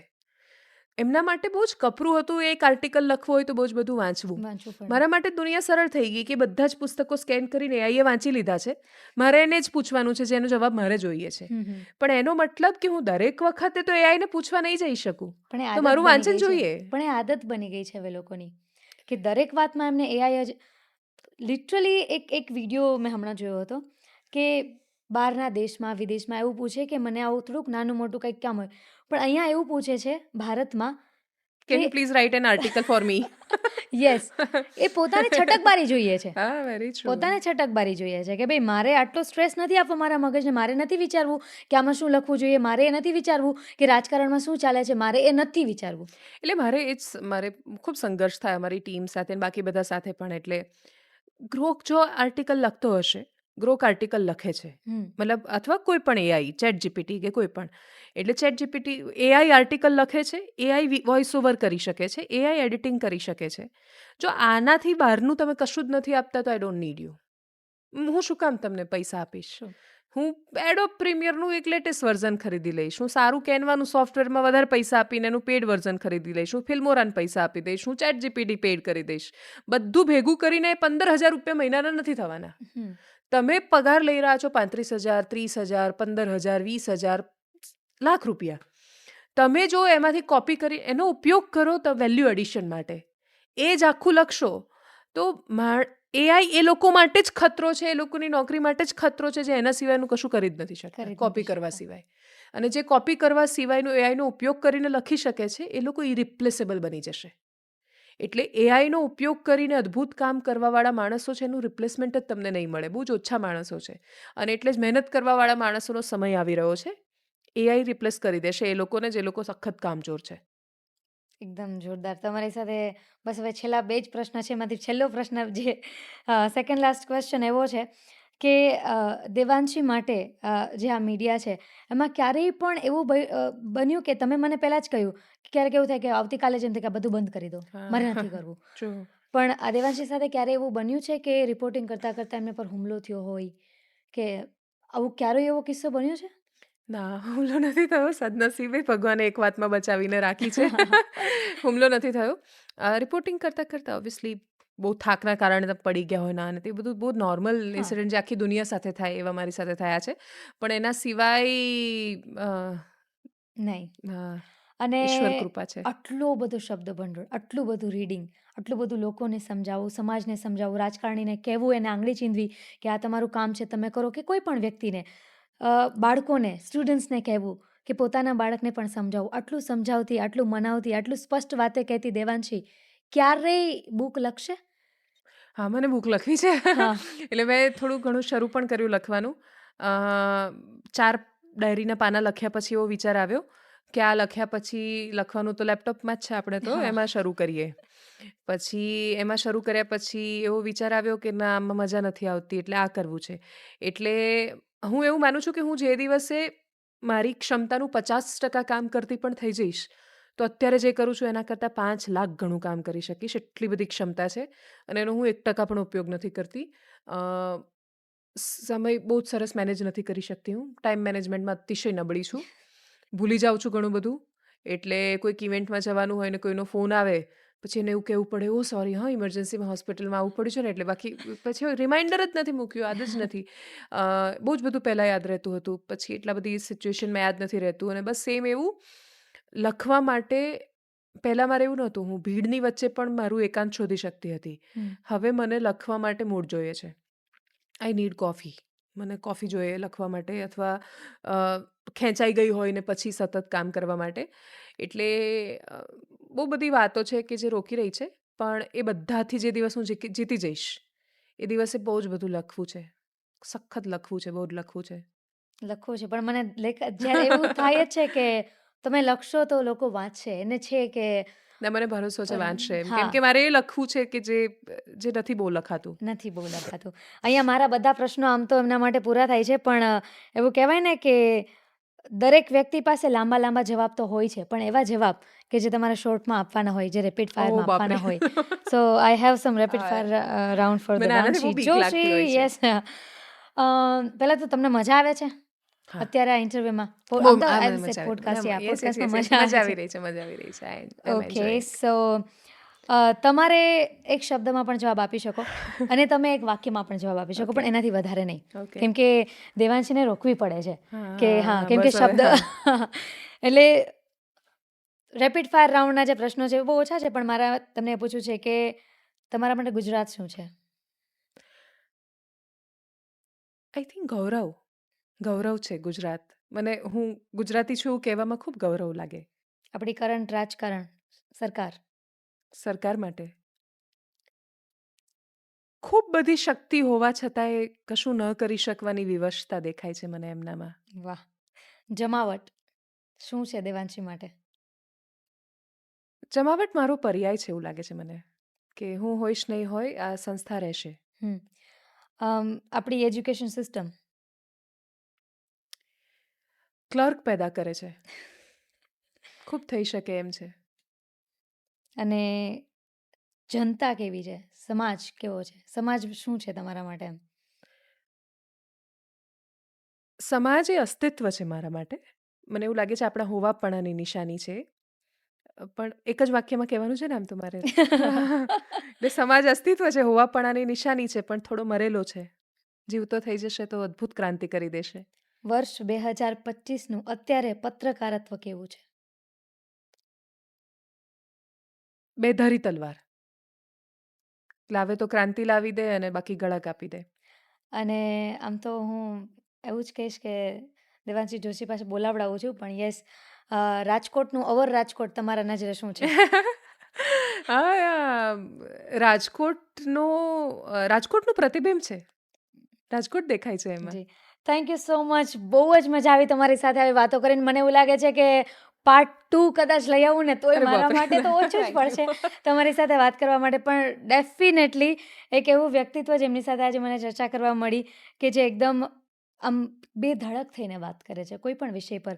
અને એક વાત એના પાસે એ જોવા મળી મને કે ભલે તમે કાંઈ પણ બોલો, બટ તમારી પાસે જે તમે કહો છો ને કે લોકો પાસે ગ્રેટિટ્યૂડ નથી, તમારી પાસે દરેક વાતના ગ્રેટિટ્યૂડ સાથેના જવાબ છે. એ પછી કોઈ પણ વ્યક્તિ માટેના, કોઈ પણ વાત માટેના, કોઈ પણ વસ્તુ માટેના, ઘટના માટેના, situation, everything you have that. અને આઈ વિશ કે ફરી એક વખત તમારી સાથે વાત કરવાનો મોકો મળે. અને ગોઠડીના આ પોડકાસ્ટમાં હું અમારી પૂરી ટીમ તરફથી, હવે રાજકોટની ટીમ તરફથી તમને ખૂબ ખૂબ આભાર માનું છું તમારો કે આટલી બધી વાતો તમે આજે શેર કરી. Thank you so much. અને આપણું રાજકોટ એટલે અવર જ્યારે રાજકોટ. એની અંદર અવર શબ્દ ઉમેરાય એટલે જ્યારે આપણું થઈ જાય, પોતીકું થઈ જાય, ત્યારે એ એક આખું શહેર પોતાની અંદર નાખીને ચાલતું હોય છે. જી. તો હરતું ફરતું રાજકોટ આવ્યું છે આજે જમાવટના સ્ટુડિયોમાં. એટલે હું ખૂબ સૌભાગ્યશાળી છું કે તમે આવ્યા અને આટલી સરસ બધું રંગીન મિજાજ અમારા સુધી લઈને આવ્યા. જી. અને ગોઠડી માટે thank you so much. Thank you. અને અત્યારે અમારે પૂરી જનતાની સામે જ તમને અત્યારે રાજકોટ આમંત્રણ આપું છું, અવર રાજકોટના સ્ટુડિયો પર આમંત્રણ આપું છું કે આપ આવો, મળીએ અને રાજકોટ સાથે પણ કંઈક વાત કરીએ આપણે લાઈવ. મળીએ, એવું કરીએ છીએ. Thank you so much. Thank Thank you. you. ગોઠડી પોડકાસ્ટમાં આમ તો ઘણા બધા લોકો સાથે આપણે ચર્ચા કરીએ છીએ, વાત કરીએ છીએ, પણ આજે ચર્ચા કરવાની ખૂબ જ મજા આવી. અને આવી જ રીતે ઘણી બધી ચર્ચાઓ તમારી સામે લઈને આવશું. ઘણા બધા પ્રશ્નોના સવાલ જે તમને સુકૂન આપે, તમને શાંતિ આપે, કે સાંભળીને મજા આવે, જે તમને જમાવટ પડે, એવી વાતો તમારી સાથે લઈને આવશું ગોઠડી પોડકાસ્ટમાં. એના માટે જોતા રહો અવર રાજકોટ પર ગોઠડી પોડકાસ્ટ.